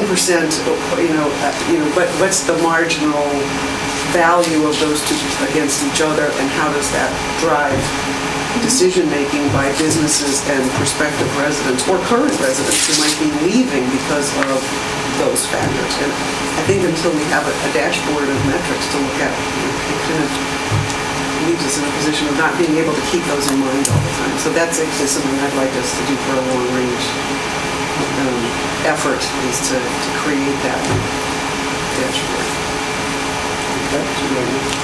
Showing it out the list. So as far as, Dashboard metric. the next meeting, communicating, Do we need to hurry up? Do something. Yeah. Do something as an interim meeting? Can we have an interim meeting so that we at least address these guys' needs to get and maybe it needs to be a longer one, because it sounds like we've got a lot to talk about. as far as,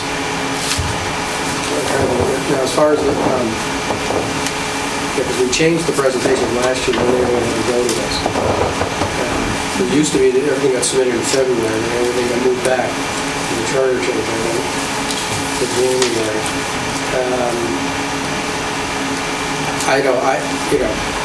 I think we have to listen to I guess we want to listen to both boards, what they have for impacts to their budgets before we decide. I mean, what could impact it, people have to get comfortable with, are they willing to give a guideline?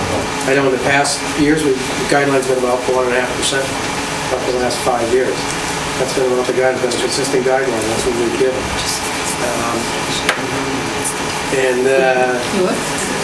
I'm not sensing that that's where we're going this year.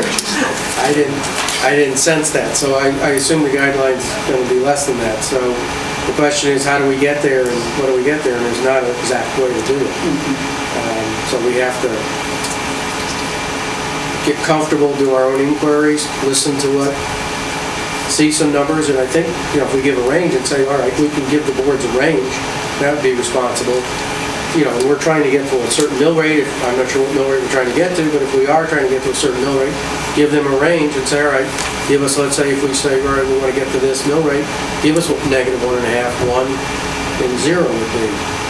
Give them a range and show us the impacts, and then, so they know how to get about their budget, and then we can decide. Unless everyone feels comfortable to decide at that next meeting. So I got 21st is too late for the turnaround. Well, I mean, in terms of our process, we finished kind of our building-based, we get submissions from building principals and district-level people. I provide an overview to my board on the 14th, and basically what it is drivers in a range. And I was trying to recreate in my mind the process we had last year. I think we did like an overview down here, didn't we? We did a 3-board meeting. 3-board meeting, and it was pretty close to that time frame after that initial board meeting we had, and we talked about kind of ranges, main drivers, where we were. And you didn't give us a guideline at that point, but that's when we started talking about the pension contribution. You gave us some feedback and some things. You gave us some feedback on our range, but I mean, it was pretty tight around when I had provided the initial overview to our board. I think it was a couple days later or a week later, I came down here and did, it was a little more scaled back, but it was an opportunity for you to ask questions, for me to hit on those main drivers. It wasn't 10, but I mean, it was kind of set up along the lines of what you were talking about. We hit on some of the key academic achievements and metrics, Linda, to maybe familiarize with some of those things, per pupil cost, some of that initial data. So that would be Doing helpful that, if we had that from your board and from Mary's, a driver range, and then we can, I would assume that we're going to be asking for negative up through 0. Is that, I don't, just trying to take the temperature of what I heard, but is that where we're going? Yes. I mean, we're not going to 1.5%, we're going to 0 and backwards.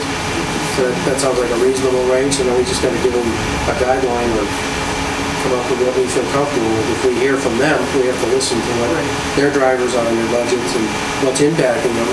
So maybe we should have a meeting before our other meeting, before formalizing. You're saying we have a meeting middle of, when's our meeting? Well, The 21st. You have the 21st, is that the joint, are you planning on doing the joint meeting at that time, or just? I don't know, thinking of. Yeah, just. I don't know if that fits Mary's, I don't know if that fits your time. I'm okay, I mean, I have,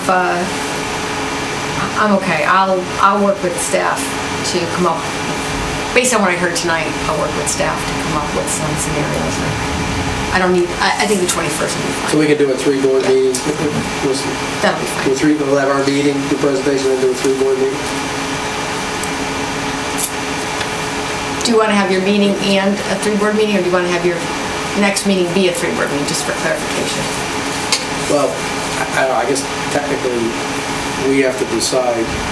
We have a meeting scheduled on the 21st. Right. It's a Board of Finance. Right, so you would call the 3-board meeting, you would call. So it would be your meeting, and you would invite in the Yeah, board. we invite you in, and then we do the presentation. That's fine. And then we have a discussion amongst all 3 boards. And you just set the agenda. Right, that's how we do it. Yeah, that's fine. And that time's, based on what I heard tonight, that time's. Yeah. Thank you. Everyone comfortable with that? Is there any reason to do to try and do a special Board of Finance meeting on like the 14th? Not for me. The 21st will be fine. I mean, I'd rather, I need to go to my board first with the overview before I come here, so. So 21st. 21st works for me. I mean, we have a regular meeting scheduled the 21st. If we wanted to do something earlier, it would have to be a special meeting where we have to be very specific about the agenda. And that's too tight for me. It's too tough. I mean, I'm the week before with my board, It was too so. tight on the other end. Yeah. That after the 21st, it could squeeze That's you. why I was asking. So that, I think I have enough That's guidance great. tonight to go into my staff meeting and present. And I have enough time after that meeting to have goals with the board of selectmen. So I think that time frame will work. Thanks.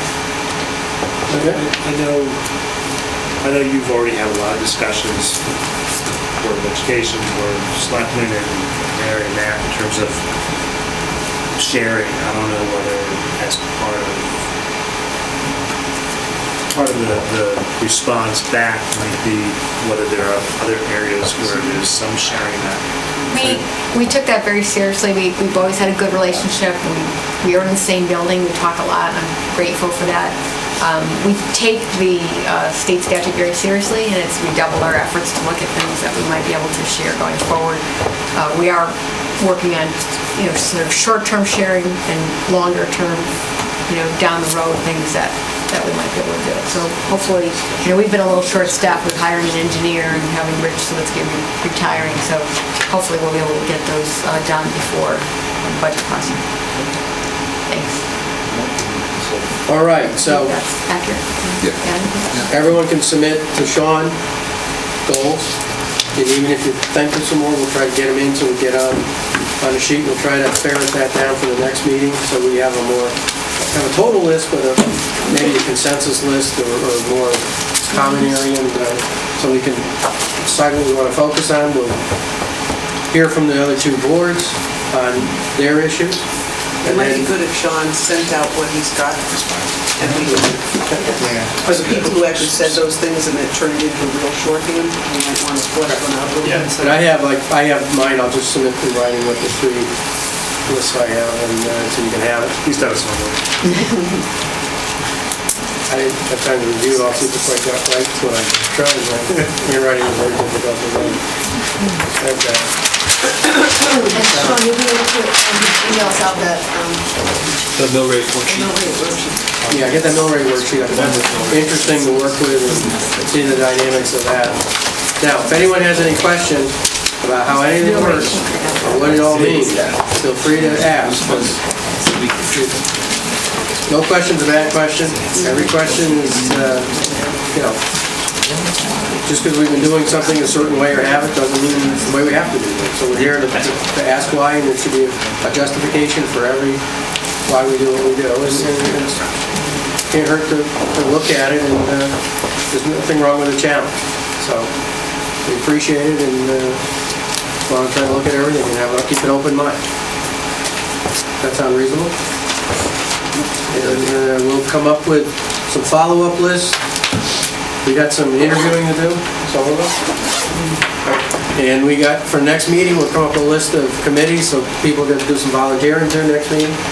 And as we get some action items, guess what, somebody's gonna have to act on those too. So we're gonna have some more volunteering to do. So there'll be a lot of items to do, so we have a lot of opportunities to get involved and to help the town get better off financially. So I appreciate it. Anything else, any other items anyone has for tonight? Entertain a motion to adjourn. Second. All those in favor? Aye. Meeting's adjourned. Thank you. Good job, Peter. Is this on the